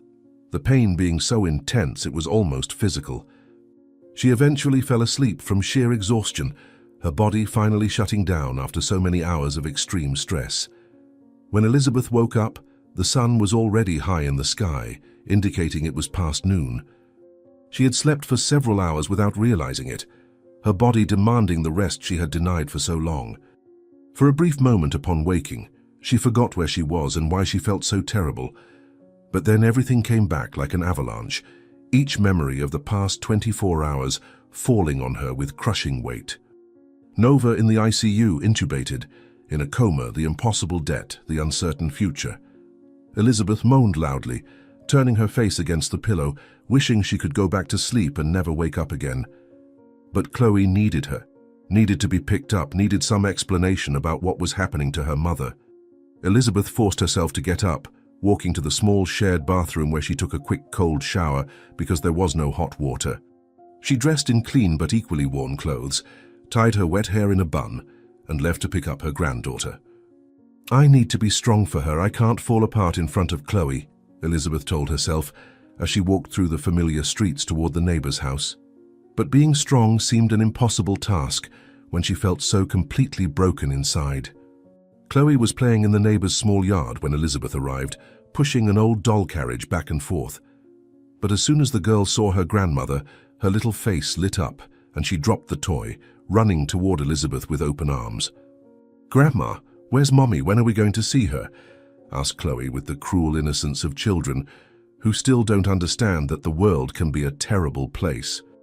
Elizabeth knelt with difficulty and hugged her granddaughter tightly, breathing deeply the smell of children's soap and cheap shampoo coming from the girl's brown hair. Chloe looked so much like Nova at that age, the same large expressive eyes, the same small nose, the same crystalline laughter. Looking at her was like looking at the past and future simultaneously. "Mommy is in the hospital, my love. She's very sick, and the doctors are taking care of her," said Elizabeth, trying to keep her voice firm and comforting. Chloe frowned, her 6-year-old mind trying to process that information. "But she'll come home soon. She promised to take me to the park this weekend," said Chloe. And that simple phrase was like a knife to Elizabeth's heart. Elizabeth hugged Chloe more tightly, trying to convey through that physical contact all the security she herself didn't feel. She needed to be strong for that child, needed to find strength where none existed anymore. "I don't know when she'll come back, dear, but I promise I'm doing everything I can to help her get better," replied Elizabeth, her voice trembling slightly despite her effort to sound firm. Chloe looked into her grandmother's eyes, searching for something that could calm her, but what she saw there only increased her own concern. Elizabeth's eyes were red and swollen, with deep circles that weren't there before. The wrinkled skin seemed to have aged years in just a few days. There was such deep sadness in those tired eyes that even a 6-year-old child could perceive. "Grandma, why are you so sad? Mommy's going to get better, right?" asked Chloe, her thin voice carrying a concern that no child should have to bear. Elizabeth blinked quickly, pushing away tears that threatened to fall again. "I'm just tired, my love. Let's go home now, okay?" said Elizabeth, standing up with difficulty, her knees complaining at the movement. They said goodbye to the neighbor who stood at the door watching them leave with a worried expression. Elizabeth took Chloe's small hand, and they began to walk through the familiar streets toward their rented room. The afternoon sun was strong, beating down mercilessly on them as they walked along the uneven sidewalk. Chloe held her grandmother's hand firmly, her little bare feet stepping carefully to avoid the sharpest stones. Elizabeth had forgotten to put shoes on the girl that morning, further evidence of how her mind was completely scattered with worry. The streets were busy at that hour, people returning from work, merchants closing their shops, children playing on the sidewalks. Life continued normally for everyone around, completely oblivious to the tragedy consuming Elizabeth and Chloe. "Grandma, my tummy hurts. Can I eat something when we get home?" asked Chloe, her free hand going to her skinny little belly. Elizabeth felt a pang of guilt as she realized she had barely fed the girl properly in recent days, so consumed by Nova's situation that she had neglected basic needs. "Of course, my love, I'll make something tasty for you," promised Elizabeth, although she knew she had little at home besides rice and beans. They were a few blocks from home when Elizabeth's cell phone rang inside the old purse she carried on her shoulder. The sharp sound made her start, her heart immediately racing with fear of what it might be. She stopped in the middle of the sidewalk and frantically rummaged through her bag, searching for the device among the keys, the nearly empty wallet, and some crumpled papers. Her hands were shaking so much that she had difficulty grabbing the phone, almost dropping it on the ground before finally managing to hold it firmly. She looked at the screen and felt her stomach turn when she saw the hospital number. It wasn't the ICU number that called for medical emergencies. It was another number, probably administrative, but that didn't make her any less terrified. "Hello," answered Elizabeth, her voice coming out tense and high. Chloe looked up, observing her grandmother's face change from worried to terrified in a matter of seconds. "Miss Elizabeth? This is the financial department of Santa Cruz Hospital. We need to speak urgently about patient Nova's situation," said a cold, professional female voice on the other end of the line. Elizabeth felt her legs weaken and had to lean against a nearby lamppost to keep from falling. "What happened? Has she gotten worse? Please tell me she's okay," said Elizabeth, her voice rising in panic as her brain automatically assumed the worst. "This isn't about her medical condition, Miss Elizabeth. It's about the payment," replied the voice with clearly forced patience. Elizabeth felt a mixture of relief that it wasn't a medical emergency and renewed terror for what would come next. "The hospitalization bill has already exceeded all the credit limits we can offer, without guarantees, and you haven't presented any form of payment or guarantee since we signed the papers," the voice continued, each word sounding like a sentence. "We need an immediate partial payment, or we'll need to start the process of transferring the patient to the public system today." Elizabeth felt the world collapse around her for the umpteenth time in just a few days. Her legs finally gave way, and she let herself slide down until she was sitting on the dirty sidewalk, her back supported against the post. People passed around her, some looking curiously, others averting their gaze quickly to avoid getting involved. "I don't have money. I already explained this. I can't pay now, please. You can't do this to her," said Elizabeth, her voice breaking completely as tears began to flow freely down her face. Chloe stood beside her grandmother, her big eyes wide with fear at seeing the strongest person she knew crumble in such a way. "I'm very sorry, Ms. Elizabeth, but these are the hospital's policies," said the voice on the other end, maintaining that professional and cold tone that made it clear she had had this conversation many times before. "If we don't receive a payment of at least 30% of the total amount by the end of today, we will be forced to transfer the patient tomorrow morning. We have no choice."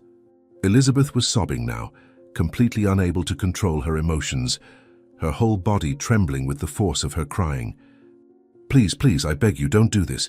She won't survive the transfer. The doctors said she's too fragile. You'll kill her," Elizabeth shouted into the phone, her voice echoing down the street and making several people stop to look. "The ambulance will be properly equipped for transport. We'll do everything according to medical protocols," responded the voice, clearly uncomfortable but inflexible. "But if you can make the payment by 6 o'clock this evening, we can keep the patient in the ICU. It's a matter of getting the money, Miss Elizabeth." The call ended before Elizabeth could say anything else, the sudden silence being as shocking as the conversation had been. How am I going to get that money? Where am I going to find so much money in just a few hours? It's impossible, completely impossible, thought Elizabeth, her desperation reaching levels she didn't even know existed. Chloe stood beside her grandmother, her little hands clutching the hem of the worn dress she was wearing, her eyes beginning to fill with tears as she watched Elizabeth in that state.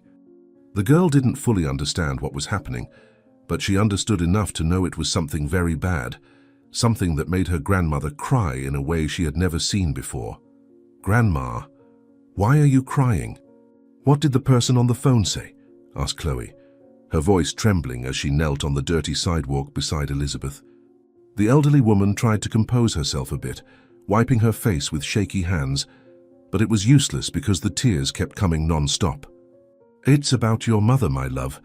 The hospital wants money that I don't have, and if I can't get it, they'll take her out of there and move her somewhere else," Elizabeth managed to say between sobs, her voice broken and desperate. "And she may not survive the move. She's very sick, very weak." Chloe felt a fear she had never experienced before settling in her small chest, squeezing her heart like an icy claw. "But we need the money then. We need to save Mommy," said Chloe, her voice rising as panic began to overtake her too. Elizabeth shook her head sadly, hugging her granddaughter against her chest. "I don't know how, my love. I don't know how to get that much money," whispered Elizabeth, feeling like the most useless and failed person in the world. Chloe stayed quiet in her grandmother's arms for a few seconds, her child's brain working furiously to find a solution to that terrible problem. Then, like lightning, a memory emerged in her mind, a memory of something she had seen hidden in the back of her mother's drawer a few months ago. She had been looking for colored pencils when she found an old folded photo hidden under clothes. It was a photo of a handsome man, wearing an elegant suit, smiling at the camera. Chloe had asked Nova who that man was, and her mother had gotten very nervous, quickly taking the photo from her hands. But before putting it away again, Nova had looked at the photo with such a sad expression that Chloe had never forgotten. And then her mother had whispered, more to herself than to Chloe, words that the girl hadn't fully understood at the time, but which now came back with crystal clarity. "This is your father, Chloe, but he can never know about you. He would never believe you're his. He would think it's a lie," Nova had said, silent tears running down her face. Chloe had been confused, wanting to ask more, but Nova had quickly put the photo away and changed the subject, and Chloe had eventually forgotten about the incident, until now. "My father. I have a father and he has money. He can help Mommy," thought Chloe, a spark of hope lighting up in her small chest. Chloe suddenly pulled away from Elizabeth's embrace, her eyes wide with the revelation she had just had. Elizabeth looked at her granddaughter with confusion, not understanding the sudden change in the girl's behavior. "Chloe? What is it, my love?" asked Elizabeth, wiping her eyes to better see the girl's face. But Chloe didn't answer immediately, her mind working faster than ever, connecting pieces of information she had collected over the years. She remembered her mother sometimes looking at men in suits on the street with that sad expression.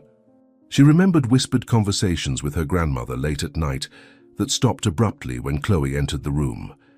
She remembered the photo of the handsome, rich man, the expensive suit he wore, her mother's words saying he was her father. "Grandma, my father can help. He has money. Mommy showed me a picture of him. He wears a suit and has money," said Chloe suddenly, her voice filled with desperate hope. Elizabeth remained completely still for a second, processing what Chloe had just said. She vaguely knew about Chloe's father, knew that Nova had had a brief relationship with a rich man years ago, but Nova had never given details, only said that he couldn't know about Chloe, that it would be useless to look for him. "My love, it's not that simple. This man doesn't know you exist, and even if he did, he might not believe it, might not want to help," Elizabeth said gently, not wanting to destroy the girl's hope, but also not wanting to create false expectations.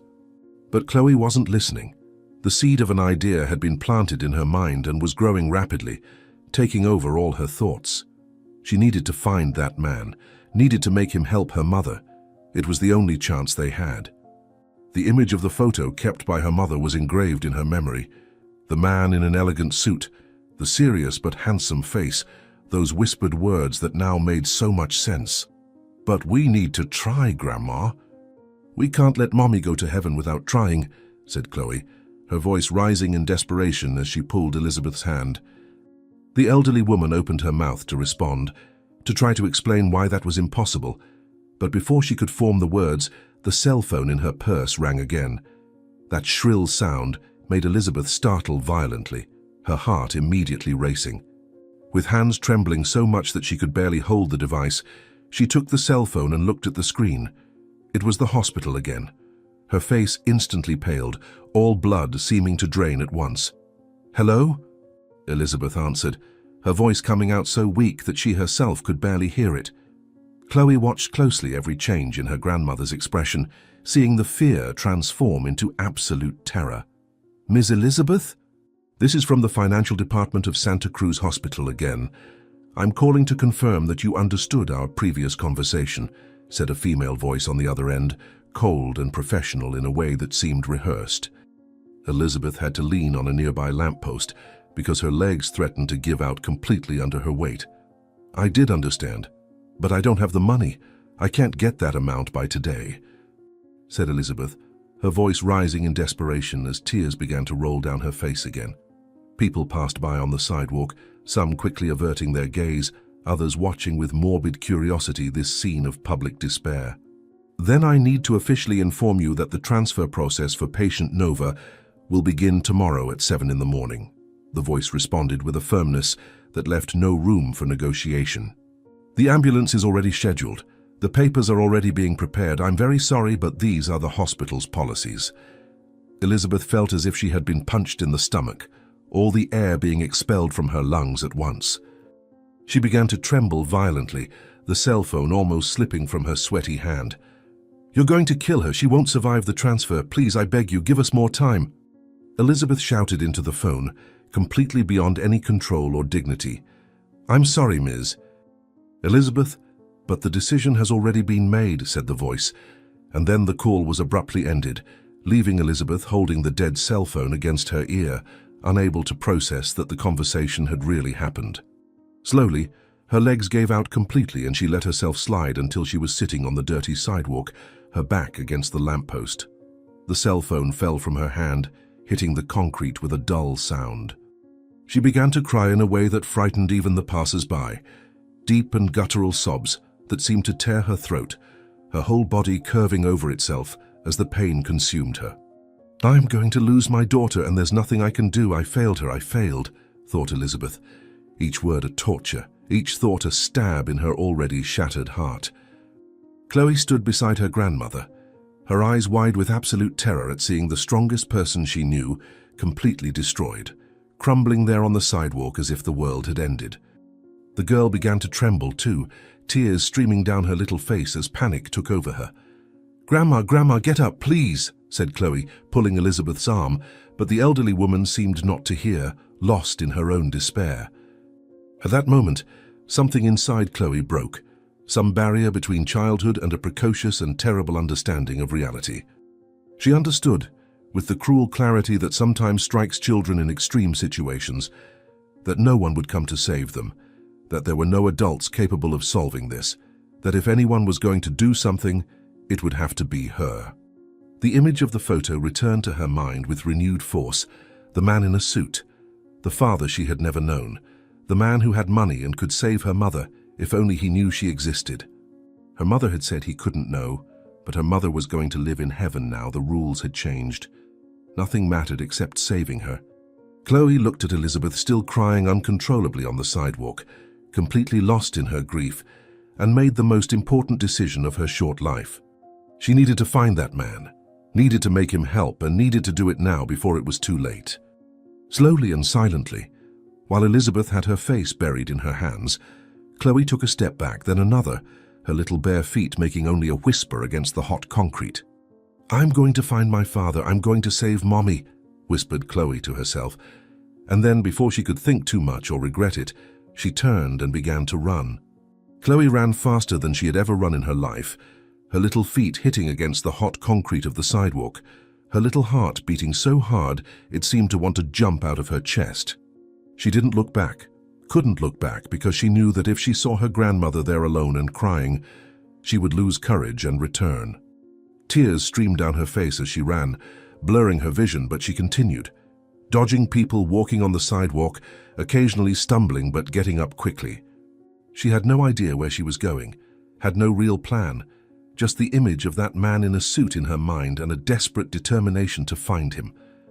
The streets seemed endless, full of unfamiliar faces, none of them the face she was looking for. After running for several blocks, her lungs began to burn, her short little legs began to weaken, and she had to slow down, breathless and dizzy.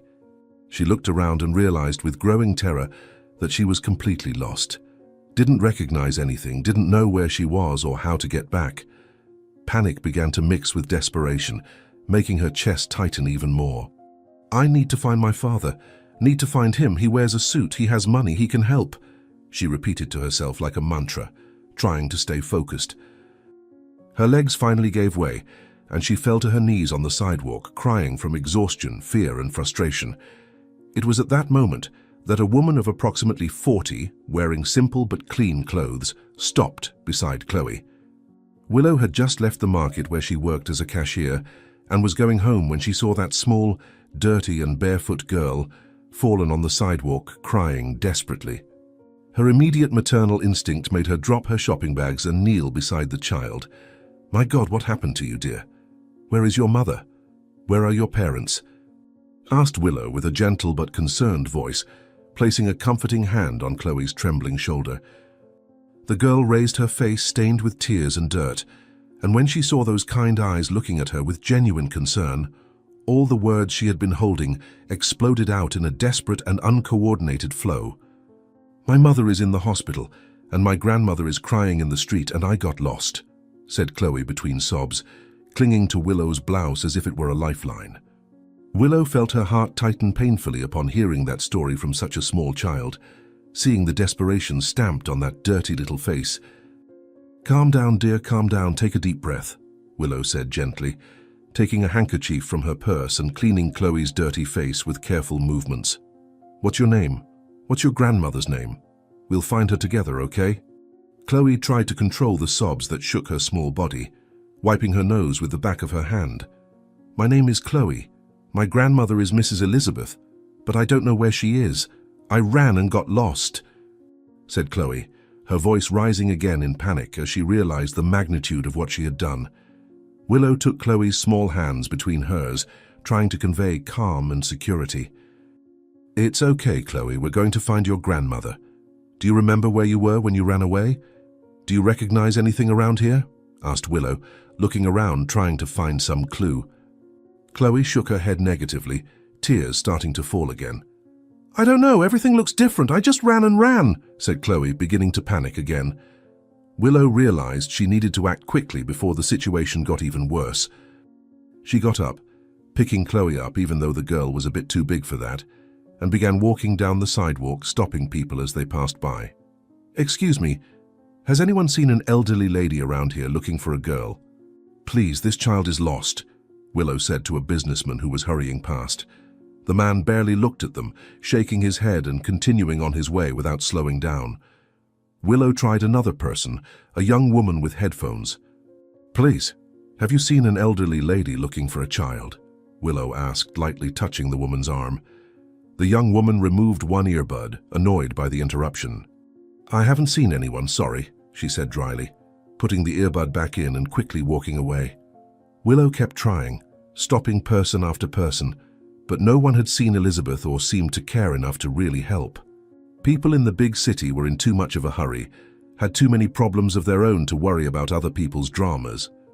Chloe remained clinging to Willow's neck, crying softly against her shoulder, fatigue and fear starting to overcome her. "I'm so sorry, dear. We'll keep looking. We'll find your grandmother, I promise," said Willow, although she wasn't sure how she would fulfill that promise. They turned a corner and entered a more elegant street, full of expensive shops and luxury cars parked along it. Willow felt out of place there, conscious of her simple clothes and the dirty girl in her arms, but she continued her search, stopping in front of an expensive clothing store where a uniformed security guard stood at the door. "Please, sir, this girl is lost, looking for her grandmother. Have you seen an elderly lady around here looking for a child?" Willow asked hopefully. The security guard looked at them with clear suspicion, his judgmental gaze running over Willow's worn clothes and Chloe's dirty state.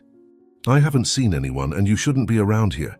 "This isn't a place for you," he said in a tone that made it clear he considered them undesirable. Willow felt anger rise in her chest but swallowed it, knowing that arguing wouldn't help Chloe at all. "Thank you anyway," she said through gritted teeth, moving away. That's when Willow saw across the street a tall and elegant man getting out of a shiny black car, the kind of car that cost more than she earned in years of work. The man wore a clearly expensive suit, perfectly tailored, and had a posture that screamed money and power. He closed the car door and began walking toward an imposing commercial building, checking something on his cell phone. Willow normally wouldn't have paid attention, but something made her look at Chloe, and she saw the girl with eyes wide open, fixed on that man with a frightening intensity. "It's him. It's him. It's my father." Chloe suddenly screamed, starting to struggle in Willow's arms, trying to get down. Willow, confused and scared by the sudden reaction, almost dropped Chloe. "Wait, dear, calm down," Willow said, but Chloe had already managed to slip from her arms and was running across the street toward the man. "Chloe, come back here," shouted Willow, running after her, her heart in her throat as she watched the girl cross the busy street. Cars honked, braked sharply, but Chloe didn't stop. Her only vision was that man who was getting closer and closer. "Daddy! Daddy!" Chloe shouted as she ran, tears streaming down her face. Benjamin, the millionaire who had just parked his car after an exhausting day of meetings, heard the screams and turned around irritated, expecting to see some street vendor or beggar trying to get his attention. What he saw was a dirty and barefoot girl running toward him with outstretched arms, screaming "Daddy!" in a way that made him instinctively back away. His face contorted into an immediate expression of disgust and contempt, his eyes scanning the child's miserable appearance with visible repulsion. "What the hell is this?" he muttered, taking a step back when Chloe finally reached him. The girl grabbed Benjamin's expensive suit pants with her small, dirty hands, leaving marks on the impeccable fabric, and looked up with those big, desperate eyes. "Daddy, please, you need to help me. My mum is very sick in the hospital. Grandma doesn't have money to save her. Please," begged Chloe, her voice carrying a desperation so deep that it would make any person with a minimum of humanity stop and listen. But Benjamin was not just any person. He was a man hardened by years of people trying to take advantage of him, trying to get his money with sad and false stories. Willow arrived running right behind Chloe, breathless and embarrassed. "I'm sorry, sir, she's confused. She's looking for her family and she thinks you—" Willow began, trying to gently pull Chloe away from Benjamin. "Get this beggar off me now!" Benjamin exploded, shaking himself free from the girl. Willow hurried to help Chloe. "Sir, she's just a frightened child. You don't need to treat her like that," said Willow, her own anger beginning to boil despite the fear she felt in front of this clearly powerful man. Benjamin looked at Willow with the same contempt he had directed at Chloe. "I'm not that beggar's father. Do you think I'm an idiot?" he said, his voice sharp as a blade. "I am sterile. I don't have and will never have children. This is just another pathetic attempt to extort money from me using a child as bait." Chloe looked at the man, who should be her father, with total incomprehension, her hopes shattering into millions of pieces. "But you are my father. My mother kept your photo. She told me you were my father." Chloe cried, tears streaming down her dirty face. Benjamin gave a bitter laugh. "Your mother lied to you, child, or she's trying to use you to get money from me, but it won't work," he said with absolute coldness. He started to turn away, pulling his cell phone from his pocket. "I'm calling security. You have 5 seconds to get out of my sight before I call the police," Benjamin told Willow without even looking back. It was at that exact moment that Elizabeth appeared running around the corner, breathless and desperate, having searched for Chloe everywhere since she realized the girl had disappeared. She had run through the streets shouting her granddaughter's name, asking everyone she saw, following any clue or direction until finally hearing the screams and seeing the small group of people beginning to form around the scene. "Chloe! My God, Chloe!" shouted Elizabeth, running toward her granddaughter with surprising speed for her age. She arrived and immediately took Chloe in her arms, checking if the girl was hurt, her hands trembling as they passed over the small body, looking for injuries. "Grandma! Grandma, I found him. I found my father, but he doesn't believe me. He doesn't want to help Mum," sobbed Chloe, clinging to her grandmother with desperate strength. Elizabeth finally looked up, facing the man her granddaughter claimed to be her father, and felt her heart stop for a second. She recognized that face immediately, even having seen it only once, years ago, when Nova was still involved with him. It was Benjamin, the man her daughter had fallen in love with, the man who had broken Nova's heart when she discovered she was pregnant, and he ended the relationship before she could tell him. "Benjamin," Elizabeth whispered, her voice coming out weak but full of recognition. The man stopped typing on his phone and looked at the elderly lady with confusion. "How do you know my name?" he asked, his voice laden with distrust. Elizabeth felt all the pieces falling into place in her mind, all the whispered conversations with Nova, all the secrets her daughter had kept for years. "You're Benjamin. You dated my daughter Nova 7 years ago. You broke up and she found out she was pregnant after you had already gone," said Elizabeth, her voice gaining strength as she spoke, the truth finally coming out after being hidden for so long. "Nova never told you about Chloe because you said you were sterile, that you could never have children. She thought you wouldn't believe her, that you'd think she was trying to deceive you." Benjamin stood completely still, his face losing all color as he processed those words. Nova? He remembered that name, remembered that beautiful and kind woman with whom he had briefly been involved 7 years ago, before ending everything because he didn't want serious commitments. "Nova," he repeated, his voice coming out strange. Elizabeth nodded vigorously, tears streaming down her face. "Yes, Nova, and she's now at Santa Cruz Hospital in a coma in the ICU, and we don't have money to pay for the treatment, and they're going to transfer her tomorrow, and she won't survive," said Elizabeth, her voice rising in desperation again. "And this little girl you just called a beggar, is your daughter. She's Chloe, your 6-year-old daughter that you never knew existed." Benjamin felt as if the ground had disappeared beneath his feet, his entire world turning upside down in a matter of seconds. He looked at Chloe, really looked at her for the first time, and saw beyond the dirt and old clothes. He saw the brown eyes that were exactly like his, the shape of the face that reflected his own, the small nose but already showing the same angles as his. How had he not seen it before? How had he been so blinded by prejudice and anger that he hadn't really looked at that child? "No, this is impossible. I'm sterile, the doctors told me. I had tests," said Benjamin, but his voice was weak now without the previous conviction, because a part of him, a deep part that he didn't want to admit, already knew that it was true. Elizabeth stepped forward, still holding Chloe in her arms. "Then the doctors were wrong, or you misunderstood, or whatever else. But this girl is your daughter. Look at her eyes. Don't you see yourself in her?" said Elizabeth, turning Chloe so Benjamin could better see her face. "And now her mother, the woman you loved, is about to leave us. This child will be an orphan because we don't have money to save her." Benjamin continued looking at Chloe, and for the first time in many years he felt something inside him crack, some wall he had built around his heart beginning to crumble. Willow, who had remained silent watching that entire scene unfold, finally spoke. "Sir, I don't know the whole story. I just found this girl lost and crying in the street, but if there's any chance she's really your daughter, shouldn't you at least check? Shouldn't you at least try to help?"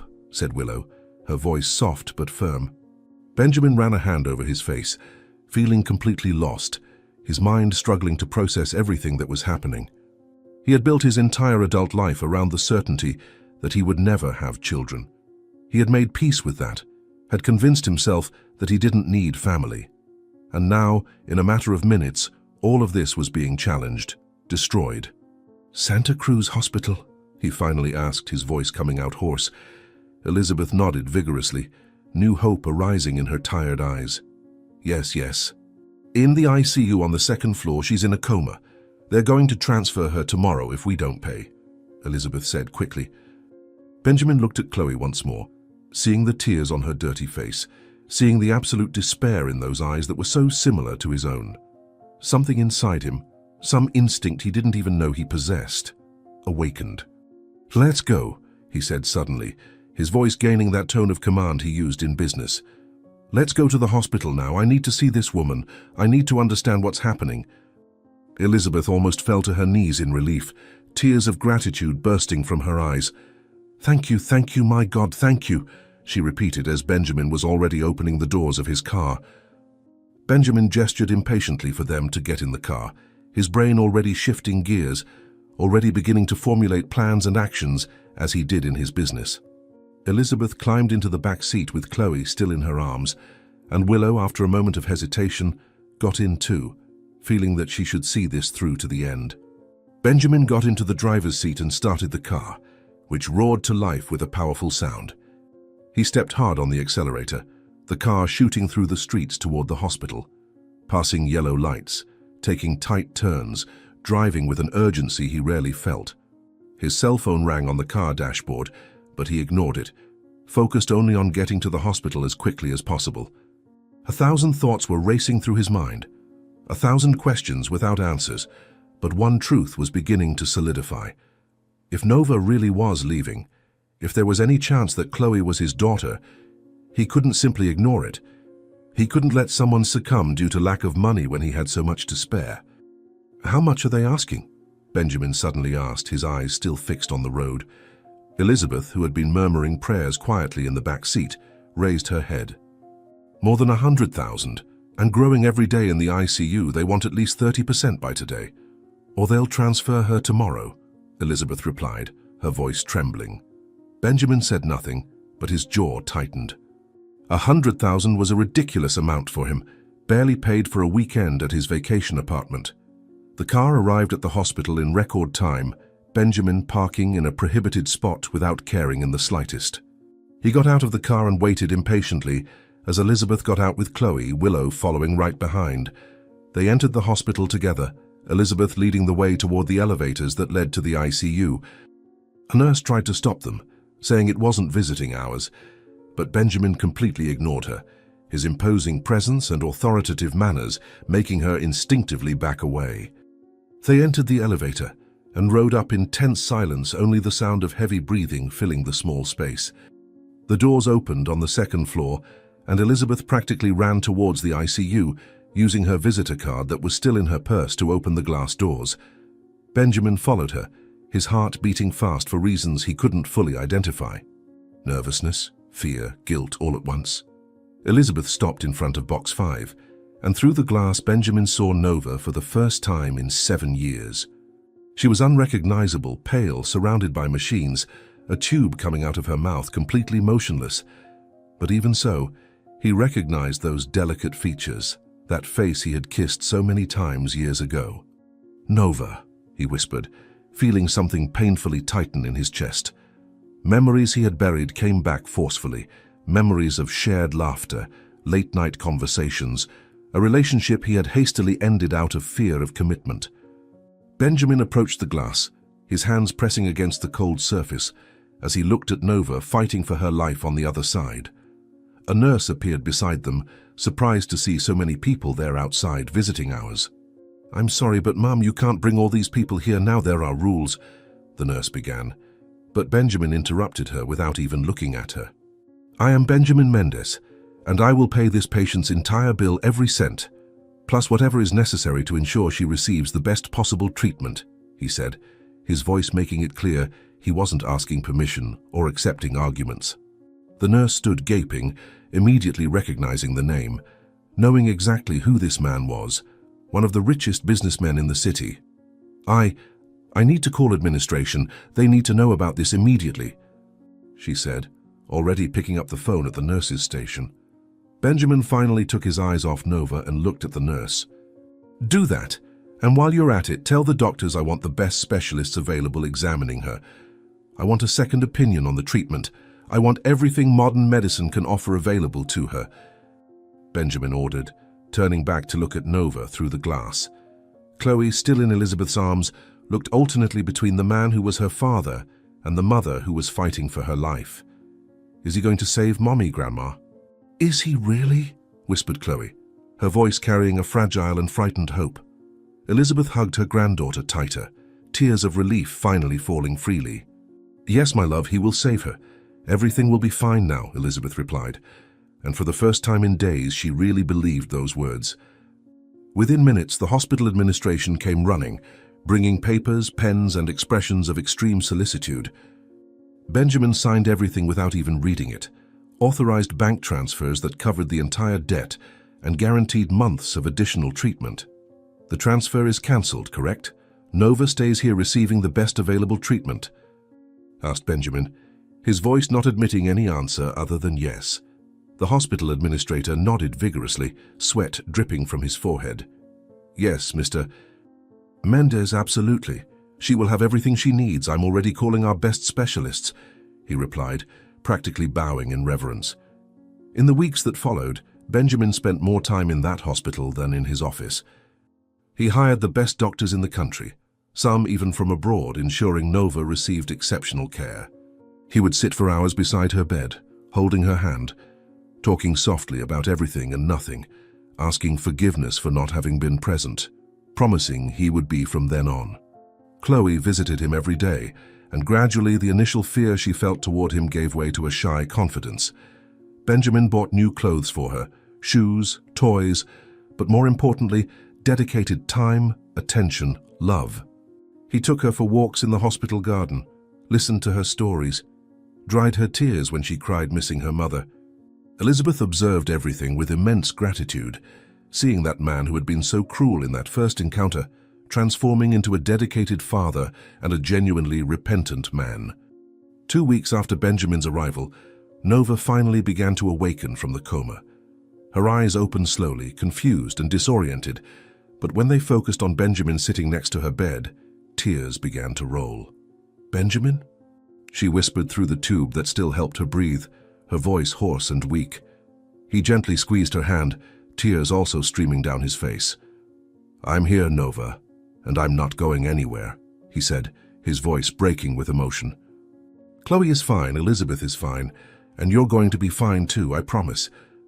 In the days that followed, as Nova gradually recovered, Benjamin told her everything, asked forgiveness for taking so long to meet his daughter, explained about the incorrect infertility diagnosis he had received years ago.